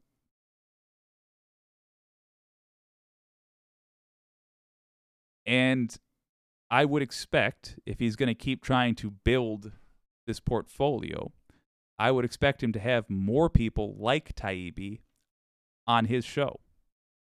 I think he might have more people like Sam Seder on his show. I think he is going to try to make inroads with the online left. And I guess what I'm saying is my schedule's just wide open. So I'll do it for peanuts. I'll do it for, well, I mean, I'm going to need a little, let me wet my beak, but still. Oh, well. Wireless Mike says, it's the difference between chess and professional wrestling. Yes, indeed. Mars Falcon, are you claiming the USA government gets treatment different than the peasants? Crazy talk. Yeah, I know. Crazy, right? A wild theory.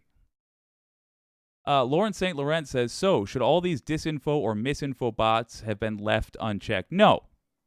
I should be clear. I'm not really criticizing what Mehdi Hasan, literally any of what Mehdi Hasan did. Given all the details of the situation, including the fact that he's got a finite amount of time in which to have a debate on a huge issue, given the fact that Matt Taibbi is a very, very skilled presenter, I think he nailed it. I just don't want people to take away from that debate more than it was. I don't want people thinking, oh, well, that's it for Matt Taibbi. He's done. I'm just trying to explain, as I see them, the reasons why that debate won't affect the broad public. It'll affect some people. Yeah, some people that thought, Taibbi can do no wrong. He knows everything about everything. They saw that and it's like, Taibbi can't even be bothered to do his homework before a debate. I mean, it was a hell of a good job by Mehdi Hasan, absolutely. But was it the nail in the coffin for the Dark Jedi Matt Taibbi? No. Mars Falcon nailed the sarcasm, brother. Nicely done. My pleasure. All right. Let's have a gamble. Let me. Oh, there's some of these that I see that I'm like desperate to do, but it immediately makes me think like, oh, this is better for a full what you can do. We can actually do stuff about this.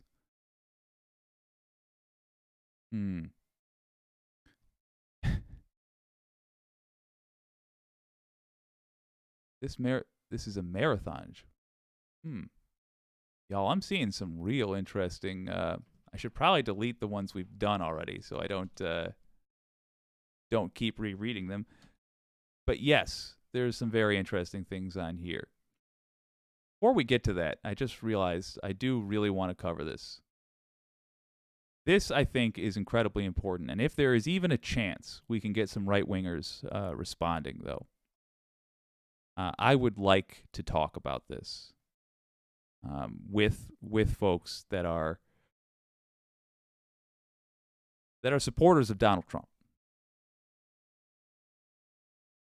This is an article by CNN, and it deals with national security officials who apparently say that Trump was repeatedly warned that he did not have the authority to seize voting machines. If you don't have any historical context for why seizing voting machines is a big damn deal, I shall tell you right now. That would be because that is what dictators do.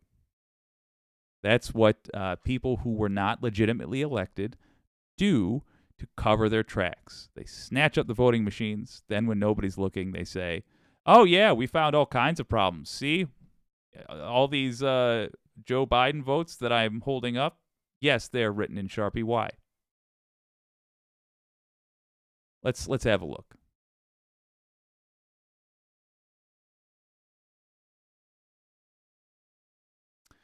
Exclusive. National security officials tell special counsel Trump was repeatedly warned he did not have the authority to seize voting machines. Reporting from Washington, CNN says former top national security officials have told prosecutors and testified to a federal grand jury that they repeatedly told former President Donald Trump and his allies that the government didn't have the authority to seize voting machines after the 2020 election, CNN has learned. That is one sentence, one single sentence that tells you a whole lot.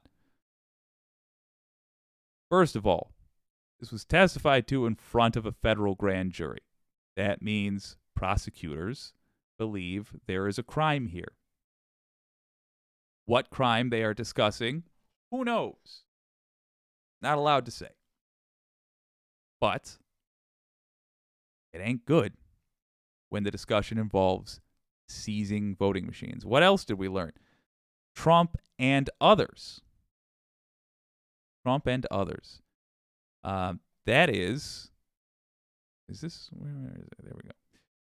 That's a big deal. Those are all people that then could flip on Trump. Let's keep it going. Ken Cuccinelli, the former second in command at the Department of Homeland Security, was asked about discussions inside the administration around DHS. Could flip, by which I mean did flip if they're testifying. Ken Cuccinelli, the former second in command at the Department of Homeland Security, was asked about discussions inside the administration around DHS seizing voting machines when he appeared before the grand jury earlier this year, according to 3 people familiar with proceedings. Cuccinelli testified that he made clear at all times that the Department of Homeland Security did not have the authority to take such a step, one of the sources said. Also worth noting, DHS is a relatively new organization. It's less than 20 years old.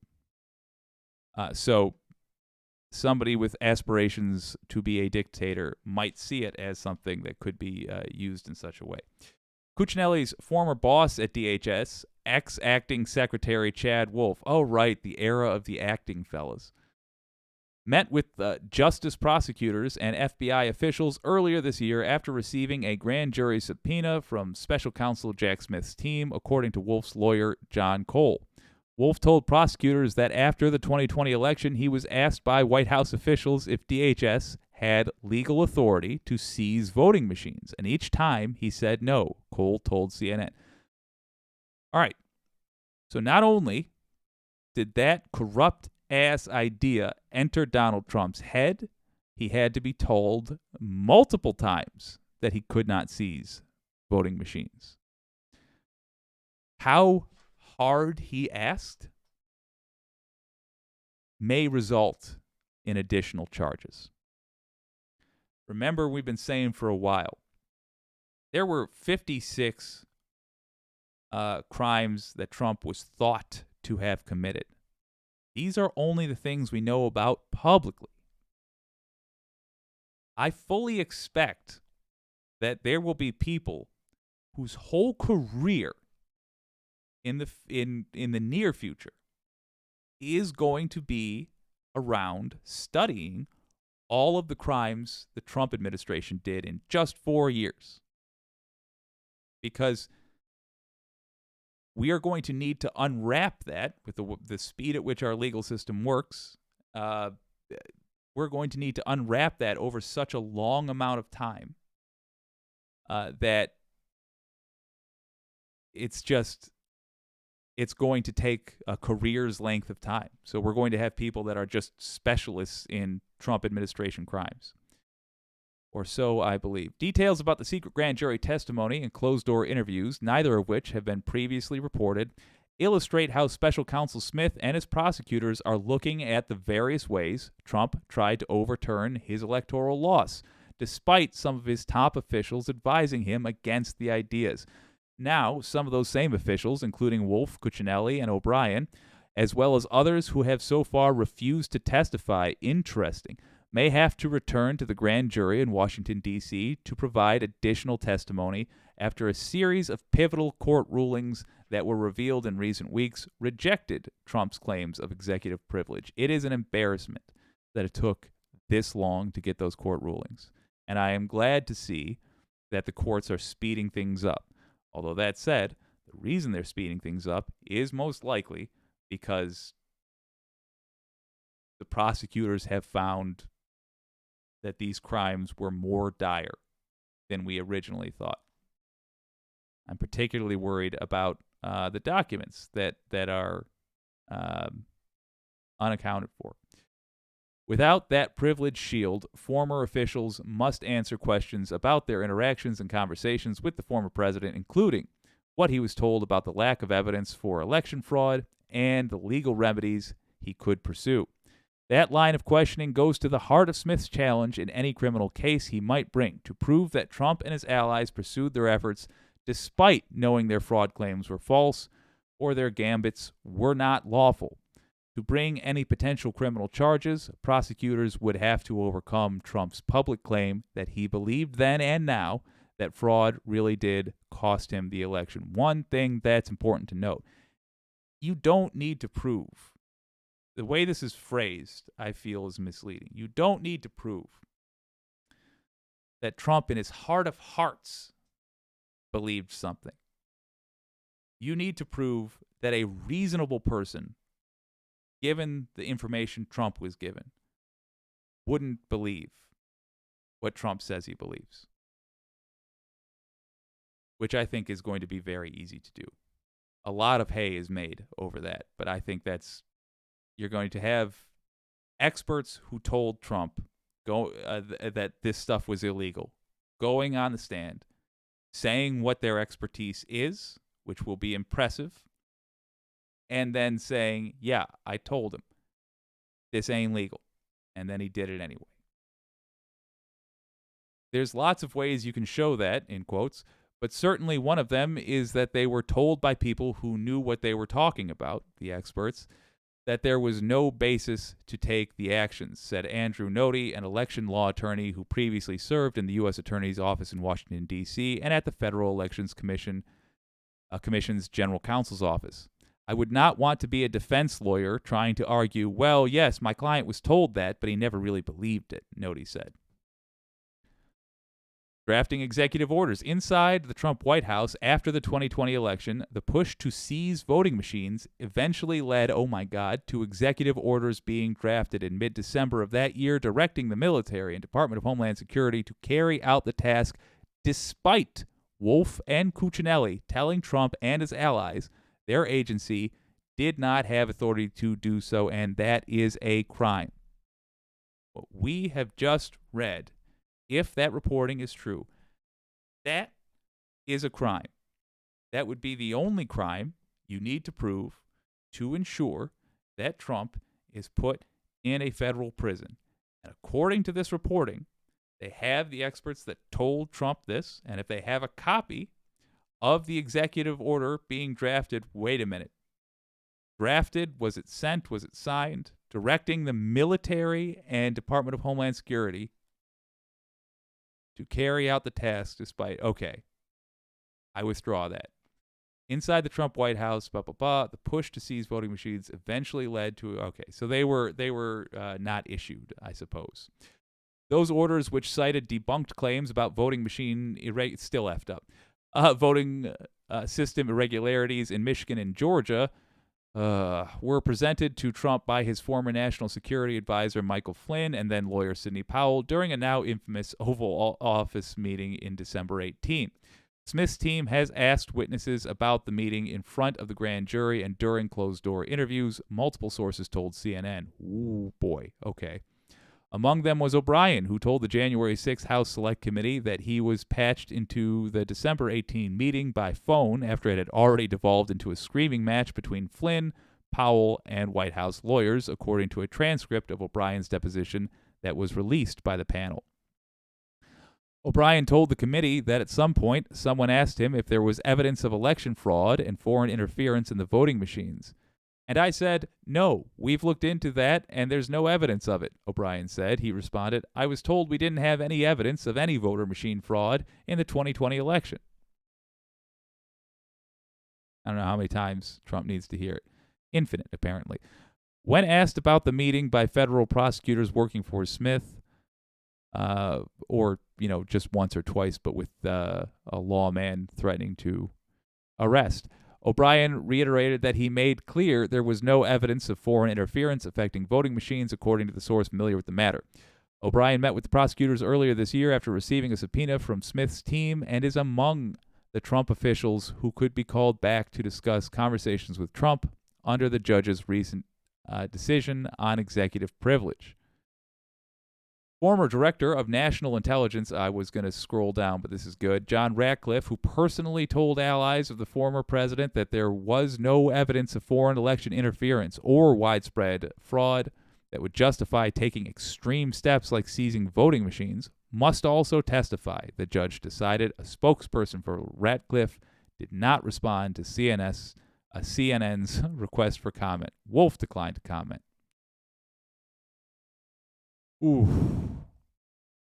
We only have 4 more paragraphs. We're going to rock through this so we have the full context. Giuliani, who was subpoenaed... Cuccinelli acknowledged the January 6th committee last year... Cuccinelli acknowledged to the January 6th committee last year that after the election, he was asked several times by Trump's then attorney, Rudy Giuliani, and on at least one occasion by Trump himself, if DHS had authority to seize voting machines. So now we have Trump being told personally. Wolf told the committee he was repeatedly asked the same question by then White House Chief of Staff Mark Meadows. In that paragraph, you have got 3 people who are likely going to prison. Meadows, Giuliani, Trump. Unless Giuliani and Meadows both get a deal for immunity in exchange for testifying. Giuliani, who was subpoenaed by the Justice Department before Smith took over the investigation, previously acknowledged to the January 6th committee that he participated in the December 18 Oval Office meeting and other conversations about having DHS and the military seize voting machines. Giuliani told congressional investigators that he and his team tried many different ways to see if we could get the machines seized, including options involving DHS, according to the transcript of his committee interview. That makes more sense. Giuliani also acknowledged taking part in conversations even before the December 18 Oval Office meeting where the idea of using the military to seize voting machines was raised. I can remember the issue of the military coming up much earlier and constantly saying, "Will you forget about it, please? Just shut up. You want to go to jail? Just shut up. We're not using the military," he added. Yeah, this is good advice. Robert Costello, an attorney for Giuliani, told CNN that Giuliani has not received a subpoena from Smith. Interesting. Costello said that in early November, Giuliani was subpoenaed by the D.C. U.S. Attorney seeking documents and testimony.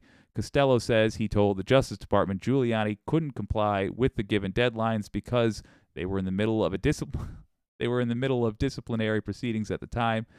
That was the last time Giuliani heard from the DOJ, says Costello.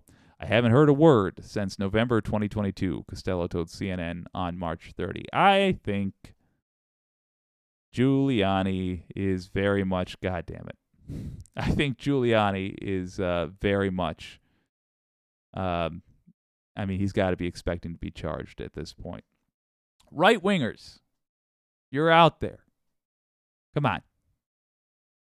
What do you think of this? Donald Trump was told he didn't have the authority to seize these voting machines. He had to be told multiple times.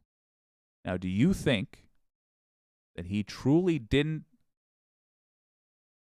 get the message that he didn't have that authority? Or do you think that he was looking for someone who just wouldn't say no? Either way, how can you support him? Did you know that? Did you know that he tried to seize voting machines? Do you care? If not, let me throw this at you. Imagine you get out the vote in 2024 and you get Donald Trump elected. And Joe Biden makes a big stink about it, refuses to concede, and then after Joe Biden leaves office, you find out he made several attempts to try to seize voting machines that had your vote and just toss out the election. What would you want done? I'll tell you what I would like done with Trump. And the good news is, apparently the government read my diary because it's happening. I would like this hashed out in a court of law so that we can find out whether the guy actually did this or not. And if he did do it, then I would like the law applied to him. That's all I'm asking for. And it's shocking to me that all Americans aren't jazzed about the idea of a former president being held accountable. Because whether you're a Trump person or not, there seems to be agreement that these punks never have to face the music. Ever. And they get to live with more privileges than we have. And the thing is, it's got to be your guy or my guy. It's got to be one of our guys first. So even if you're a Trump supporter, sucks that you drew the short straw, but you elected him. And either way, we should both be celebrating the fact that these people were taken down a peg. If and when the time comes for Biden, by the way, I'm all for it. Because if Biden really didn't do anything wrong, then he can face a trial like the rest of us and prove it. Trump is no different. Patrick Thibodeau says, it's simple. Trump will never accept blame, admit a mistake in judgment, apologize, or otherwise exhibit any real humanity. I truly believe he thinks he looks like a 35-year-old Robert Redford. I have had, I kid you not, that exact same thought. Like I've thought the guy, what Trump thinks he looks like specifically is probably Robert Redford. That wispy haircut seems like an old man's attempt to draw out another famous blonde, to evoke another, I think is the word. Let's see here. Lawrence St. Laurent says, fascism is imperialism coming home to roost, I once read. Got the good quotes. Yes. Yes, that's a great way to put it. Yeah, I mean, Mars Falcon says, Lawrence St. Laurent. Lawrence St. Laurent. More specifically, I have read that it is natural for authoritarians to use colonial control of foreign nation tactics at home. Militarizing the police is a solid step. Mars Falcon says, Sundance Kid is a national treasure. You keep thinking, Butch. That's what you're good at. That's such a good movie. That's such a good movie. I am delighted that other people have watched it. And by the way, no, look, it's a 30-plus-year-old movie, so if it's spoilers, it's your own fault. At the end, I choose to believe that they make it. I realize how nonsensical that sounds, but I just can't imagine Robert Redford and who's the other handsome Joe who's in The Sting with him too. He was in Cool Hand Luke. How can I not think of the guy? One of the most famous actors ever. Anyway, that those two ever lose in a cowboy gunfight. No way. All right, let us look at some of the other videos here. We do one more. Seriously, if you can remember the actor, it's do tell.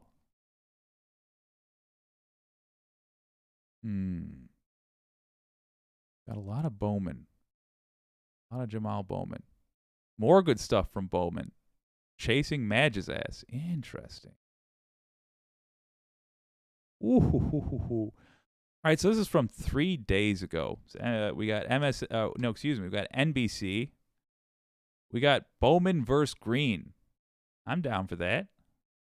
Check this out. I'm not doing the playing it off the internet thing. I'm downloading this thing first.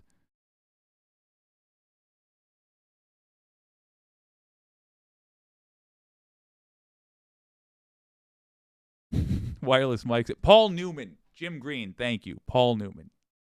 That would have genuinely broke my heart if I didn't say that on air.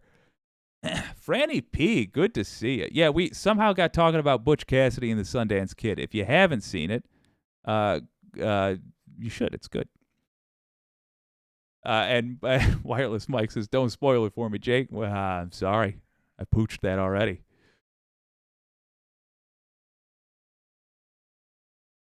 All right, we are going to look at Oofa Doofa. This video when it downloads.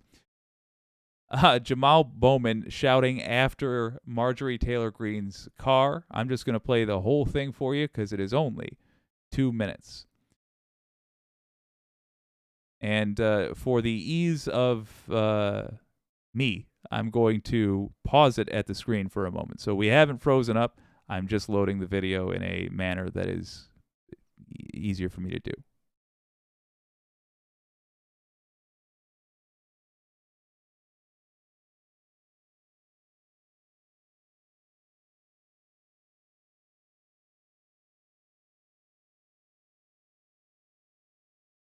Yep, still here. Just loading this thing.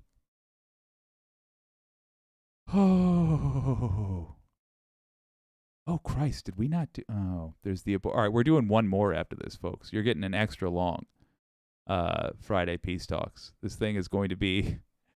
the VOD is going to be loading into the wee hours of the morning. So fresh.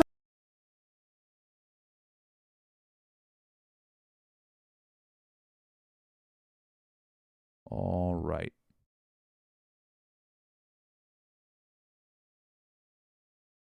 Just garbage.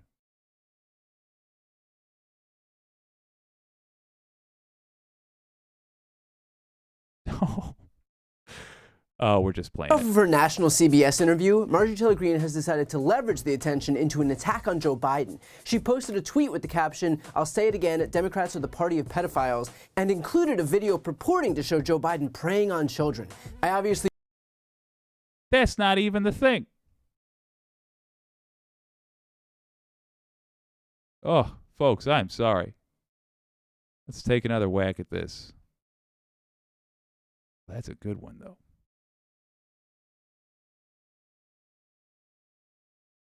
Here we go. Jamal Bowman.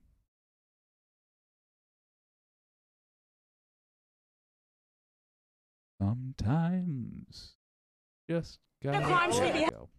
held accountable. Congressman. Whoa, whoa, whoa, whoa, whoa, whoa, whoa, whoa, whoa. Sorry. Nick, you know it's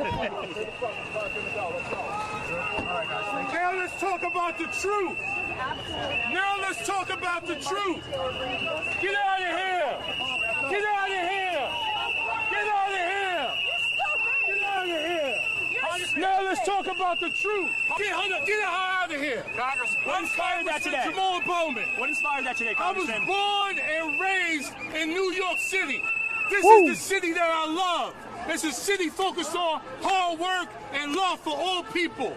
We will never accept hateful rhetoric in our city. Any rhetoric that is divisive, any rhetoric that uplifts white supremacy, we are pushing back against that in all its forms. Marjorie Taylor Greene needs to take her ass back to Washington and do something about gun violence, do something about affordable housing, do something about childhood poverty, do something about climate change. Do your freaking job, Marjorie Taylor Greene. You don't need to be in New York City talking that nonsense. Go back to your district. You're not, what are you doing here? You're here for politics. You're here because you want to be VP. You're here for your own fundraising. You're here for your own nonsense. New York City stood up to Marjorie Taylor Greene to let her know, get the hell out of here. Don't open one word in our freaking city. Thanks for watching our YouTube channel. Follow today's. Oh, you're absolutely welcome. Franny P, good to see you, my friend. Yeah, Jamal Bowman is he's a man after my own heart. I wholeheartedly stand behind his fervor and his treatment of Republicans, Republican politicians. They deserve it. In my opinion, that is what they deserve. They deserve to be chased after and embarrassed and yelled at by other politicians and the public as well. I think if you see someone and you know them to be a Republican politician, you should chew them out. That's what the freedom of speech is primarily supposed to be for.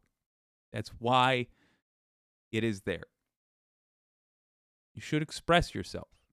You shouldn't say you shouldn't say wild stuff you don't mean, and you certainly shouldn't say wild stuff that are threatening that you do mean, because you shouldn't mean it, because violence is not how we do stuff. But calling someone scum, calling someone lazy, calling someone corrupt, it's fine if it's true. And that is, in my opinion, what Republican politicians are. What they are. The facts are crystal clear. We know there will be less children dead if we regulate firearms. The Constitution has its vagaries, but it is not vague on whether or not arms should be well regulated. Republicans are the ones who are responsible for the deaths of children. Republican politicians And now that we know this, and in fact, I'll tell you, this is going to be something you're going to have to come to terms with if you are a Republican voter. If you voted for Republicans within the last decade, you have been voting for the deaths of these children. Because you should have known. Because it's been obvious. Who keeps doing this? It's not Democrats. Not as a party. There are individual Democrats, yes, that are shameful. But as a party, no, it's not Democrats that are causing this. One party causing this. So Jamal Bowman has absolutely earned a gold star from this program. I think he's right. And I really want to trash Marjorie Taylor Greene just a little bit more. Look, it's midnight somewhere. One might even say it's Saturday somewhere. I don't see any MAGA folks in the audience, so might get a little salty on this one. Lauren St. Laurent says, does MTG even live in her own district? I remember reading about that. Yeah, I would not put any unethical thing past her. Mars Falcon says, Marjorie Taylor Greene is a geometrically perfect orb. She has absolutely no point. LOL, you ain't in Georgia anymore. Yeah, that's something else. Actually brings us back. Wireless Mike says, Wicked Foxy Dragon says, absolutely. And Wireless Mike says, MTG has the smile of a serial killer. That is, I do agree with that assessment, just on an aesthetic basis. I think Marjorie Taylor Greene lives in a zone that is relevant to the Taibbi discussion we talked about earlier.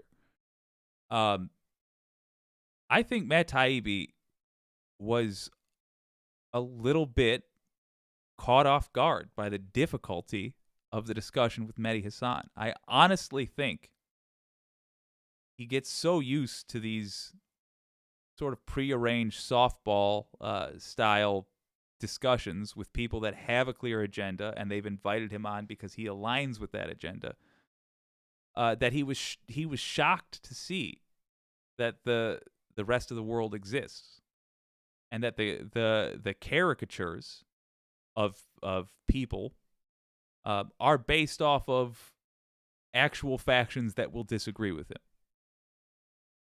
Similarly, I think Marjorie Taylor Greene looks surprised. And this is, again, we're talking about aesthetics. It's not really, just more casual. This is a more casual stream. But she looks surprised when she sees this reaction to her. And I do wonder how much, I mean, I think to some degree it's got to be genuine, right? I don't know. Maybe she really is. Or maybe she isn't really shocked by the fact that the policies she pushed and the rhetoric she uses has garnered so much hate. But she looks very surprised that old line about a silent majority wasn't actually true. Or at least it wasn't true for her party. I think the reality was, like everything, you know, Republicans used to say, oh, we're the silent majority. But like everything, it turns out that was just projection too. And the silent majority were just lazy, left-leaning people. That was it. All right. Brian Tyler Cohen gives us a little bit of background on that scene we saw there. This is a video called Marjorie Taylor Greene's Stunt Backfires, and I believe It was about her appearance on the day of Trump's arraignment. Let's have a look. So fresh off of her national CBS interview, Marjorie Taylor Greene has decided to leverage the attention into Oh God, never mind. It was after that interview. Okay. an attack on Joe Biden. She posted a tweet with the caption, "I'll say it again, Democrats are the party of pedophiles," and included a video purporting to show Joe Biden preying on children. I obviously won't show the video, but as of this recording, that video has below 800,000 views. It turns out that video that Marjorie Taylor Greene posted was deceptively edited, I know, shocking, and that this right here is the original video. Oh my God. All right. Hey, what's your name? Owen, this is my son, Braden. Hey, Braden, how are you, man? We're here because he stutters and we wanted to hear you speak. Oh, man, come on. Hey, I tell you what, don't let it define you. Oh, You are smart as hell. Now, you really are. You can do that. Can I get a phone number for you and I can tell you what I used to do and how I would do it? Can you take his phone? Because there's about 25 stutterers I continue to work with. And I can tell you the things that help me. I know, by the way, the hardest thing is talking on the telephone. So I don't expect you to be able to. But when I stuttered, I used to talk like this. And it took a lot of practice, but I promise you you can do it. I promise you. And He's got DGE. I was going to say dang good, but that's double G. Anyway, he's got grandpa energy. Damn fine grandpa energy. That is amongst the sweetest things I've ever seen. Hard for me to remember that I don't really like Joe Biden when I see stuff like that. But let's see. I do not like how deceptive the video titling is around the internet. This is not any one political side. It's all just people existing in a capitalist system, desperately trying to get views and saying things in their titles that ain't necessarily what's in the video. So let's see if this really did backfire. And by backfire, I mean people from Marjorie Taylor Greene's audience are seeing this unedited video of Joe Biden and reacting to it. Let's see if that is correct. don't let it define you. You're handsome. You're smart. You're a good guy. I really mean it. Don't let it define you. And you know when I say I know about bullies, you know about bullies. The kids who make fun, it's going to change, honey. I promise you. And that video, as part of my fact check on Twitter, already surged past 1 million views and will soon have double the number of views that Greene's manipulated video has. Meaning that in her desperation to portray Biden as a predator, all she did was draw attention to one of the most caring moments in Biden's presidency. That video wouldn't have gotten viewed at all had it not been for Greene's desperation to portray him as something that he's not. Which, by the way, is not to say that her posting that video is a good thing, because by no means is that a good thing. There will be a lot of people who never see the fact check at all, and they walk away from this whole thing thinking, again, mistakenly, that Biden is something that he's not. And at the end of the day, that is the point of right-wing media, to traffic in disinformation. They don't care if they get caught lying, because the point isn't the truth, the point is the narrative. It is manipulating their own audience. And they're largely successful at doing it because they know that having sowed enough distrust in mainstream media, their supporters aren't turning to other news outlets. And so it didn't backfire. I mean, he posted a video of the same event. It got more clicks, but who did the clicks come from? It didn't backfire. It's not an accurate way to put it. So Republicans can pepper their supporters with all the lies that they want, knowing full well that the truth will never reach the people who need to hear it most. See, that's why I was excited for that video to backfire. But clearly it did not. So, all right, let's see what you're talking about, Brian. You got 2 more minutes to sell me on this, or I'm ending your video early, and it breaks my heart, because I like me some Brian Tyler Cohen. You got to earn it. These are peace talks. And as far as the mainstream media goes, they don't always do themselves any favors either. Here's a clip from the interview that I referenced before, where CBS's Leslie Stahl sat down with Marjorie Taylor Greene. The Democrats are a party of pedophiles. I would definitely say so. They support grooming children. They are not pedophiles. Why would you say that? Democrats support, even Joe Biden, the president himself, supports children being sexualized and having transgender surgeries. Sexualizing children is what pedophiles do to children.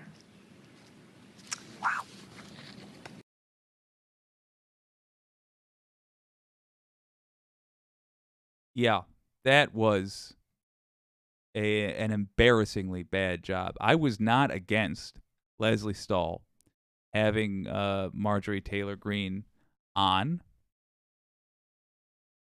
but not if you're just going to say, wow.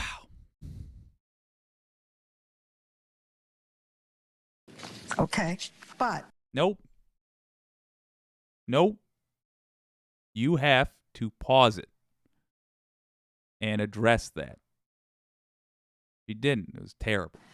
My question really is, can't you fight for what you believe in without all that name-calling and without the personal attacks? Well, I would ask the same question to the other side, because all they've done is call me. Right now is why she should have stuck with that. Because she let her get away with that utter lie. Just a lie. Straight up lie. And now, because she was allowed to get away with that lie, he's going to say, but the other side does it too.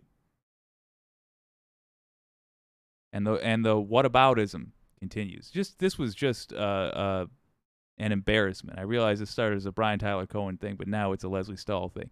Leslie Stahl, miserable job. You should feel ashamed. Me names and insult me nonstop since I've been here, Leslie. They've called her accurate names, and the insults have been statements of what she is all about. God, I really want to have an MTG supporter join this stream. I'm going to start making calls to right-wing YouTubers just because we got to talk about this stuff. They call me racist. They call me anti-Semitic, which is not true. I'm not calling any... She very much is. I'm sorry, look, if you're spreading conspiracy theories about the Jews, you're anti-Semitic. It's not name-calling. There's a rule to say no name-calling. It's not name-calling to say she is racist. It's not name-calling to say she is anti-Semitic. That is an accurate description of her beliefs. She will then describe her beliefs and say they are not those things, but that doesn't change whether or not her beliefs are those things. Just like if somebody wasn't racist or wasn't anti-Semitic and somebody called them those things, it's no different that those wouldn't make them racist and anti-Semitic. Saying you're not racist and anti-Semitic when you clearly are it doesn't wash your hands of the actions. When names, I'm calling out the truth, basically. Pedophile, call it what it is. And look, I'm not here to beat up on Leslie Stahl, but wow, okay is simply not an adequate refutation for someone who just claimed, with zero evidence, that the Democrats are the party of pedophiles on national television. If you're not prepared to hold her feet to the fire for her lies, then don't give her a platform from which those lies could be spewed. The fact is that these Republicans, like Greene, know how easy it is to game the refs in this country. They know that the media will tiptoe around any potential fact checks, because if they're too hard on Republicans, then they'll be labeled the liberal media, and as we all know, nothing could possibly be worse. And so they'll overcompensate by constantly giving lying Republicans the benefit of the doubt, despite them not deserving it. And even still, even with that special treatment, still Republicans call the same media fake news. In other words, Republicans get all this deference by the mainstream press, only to then turn around and shit on them anyway. You would think that the media would learn by the millionth time that that's what happens. You would think. And finally, just to address a concern here, I want to very quickly touch on the issue of platforming someone like Marjorie Taylor Greene, because she very clearly wants the attention, and yet here I am giving her exactly what she wants in the attention. And I apologize if you've heard me say this before, but I think that it's a point worth repeating here. I've spent a good deal of time thinking about the cost-benefit of giving someone like Marjorie Taylor Greene a platform. But it comes down to this. This is a woman who has 29% support in this country. You would be hard-pressed to find a less popular politician in the United States. If that is who Republicans have decided to make the face of their party, then far be it from me to help them by hiding her. If they want to empower her and put her on committees and trot her out to high-profile events. Yeah, I get it. In the end, I agree with the points he was making there. I don't think that stunt of Marjorie Taylor Greene's backfired, but I think he did a good job. And as for the Lesley Stahl interview, it was an embarrassment because Lesley Stahl, frankly, almost, not none, but almost no one from legacy media, from the bad old days of both sidesism, has the skill set to do a serious interview. If you want to do an interview with Martha Stewart about how she's handling business these days, fine, send Lesley Stahl. If you want to do an interview with a chef, a celebrity, whatever, yeah, Lesley Stahl's the person for you. If you want to interview a politician, these days and ever after, from this point to the end of time, you have to know what you're doing. You have to be ready to ask them serious questions. You have to be ready to follow up. The American public is too savvy, and the stakes are too high, and we're never going to go back to the way things were, where we would watch our corporate media overlords deign to present us with a politician and do a puff piece on them and call it journalism. Those days are gone. And if I recall correctly, that 60 Minutes interview reflected that. Very few people bothered to watch it live. Fewer still looked it up online. And those that did, more or less all had the same opinion of it, which is, what the are you doing, Lesley Stahl? Or they saw it was somebody who loved Marjorie Taylor Greene, and they did what they're trained to do in that audience. And if that's you, I'm sorry. This is my opinion. And if you want to disagree with me, tell me in the comments. I will address it. They did what they're trained to do, which is they saw the slightest bit of resistance to anything Marjorie Taylor Greene had to say, and they called Lesley Stahl a socialist and fake news and blah, blah, blah, blah, blah. You won't earn respect from the bad kids without backbone.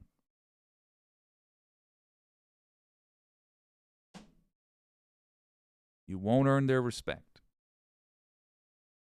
On this channel, I think I've made it pretty clear at this point that I intend for all of us to work together. That includes working with MAGA folks from time to time, because we do have issues of mutual interest. But you will notice, not blowing smoke at MAGA folks, and I'm not lying to them about where I stand, what I think of them, or what I think of their leaders. If it's you, I've had some harsh things to say. It's true, but I ain't never lied to you. And I'm not lying when I say we do have issues of mutual interest. And because I sincerely want to work with you, I am going to have the backbone to tell you what I think of you. Because just like I don't mind if Joe Biden has to go talk to a judge over something, if you think you're right, you got nothing to fear from the truth. Fortunately, new media and the new generation, regardless of age, I'm talking about when they entered the industry, the new generation of people reporting the news are doing a much better job. And I think that is also in part, why we can expect to see more of Mehdi Hasan online. Franny P says 60 Minutes is no longer an in-depth news program. Consider ownership and advertisers. Yeah. Yeah. Ooh. Look at this. Lauren St. Laurent recommending a book. The book Evil Geniuses is one that explains how we got here by A. Anderson, whose first name I forget. It explains what happened the last 50 years. Well, my friend, I'm thinking of starting some sort of a book club in the community tab. Maybe I'll do that for lobbyists. Speaking of, if you would like to ensure that I am still here in June, consider joining our membership program. It costs $5 a month, and it will pay my rent. Similarly, I would love it if you guys could share the streams, if you could subscribe if you haven't, and invite people to streams like this, like Peace Talks, where we are going to take viewer suggestions and hopefully sway some people. But it's about that time. I do want to advertise a little something that we're doing tomorrow and also warn you away if it's not your cup of tea. Recently, while reading the comments of another video, I came across somebody who made a point that really bummed me out because they're right, damn it. Which is that it's not cool to make jokes about genitals. Yeah, I warned you up front, I am this immature. But I had a lot. I had like a whole lot saved up. I had like a notebook full. Because the historic first indictment of a president ever has a very good chance of involving discussions of the president's genitals, and it was funny in the 90s, harmful to the lady involved, and I regret laughing about it then. But it was funny in the 90s. It didn't stop being funny now. But because it's really not ethical to make those kinds of jokes any longer, what I'm going to do this Salty Saturday, that's tomorrow, folks. What I'm going to do, get them all off my chest and say goodbye to them. So the great marathon of Trump cock jokes, that's tomorrow. So if that sounds like fun to you and you're willing to leave your maturity at the door, tune in. If not, I understand. I hope to see y'all then. That is tomorrow, Salty Saturday. This has been WYCD Wicked. That stands for What You Can Do, and this was Friday Peace Talks. I had a blast looking at this stuff with you today. I hope to see you tomorrow. My name's Jake.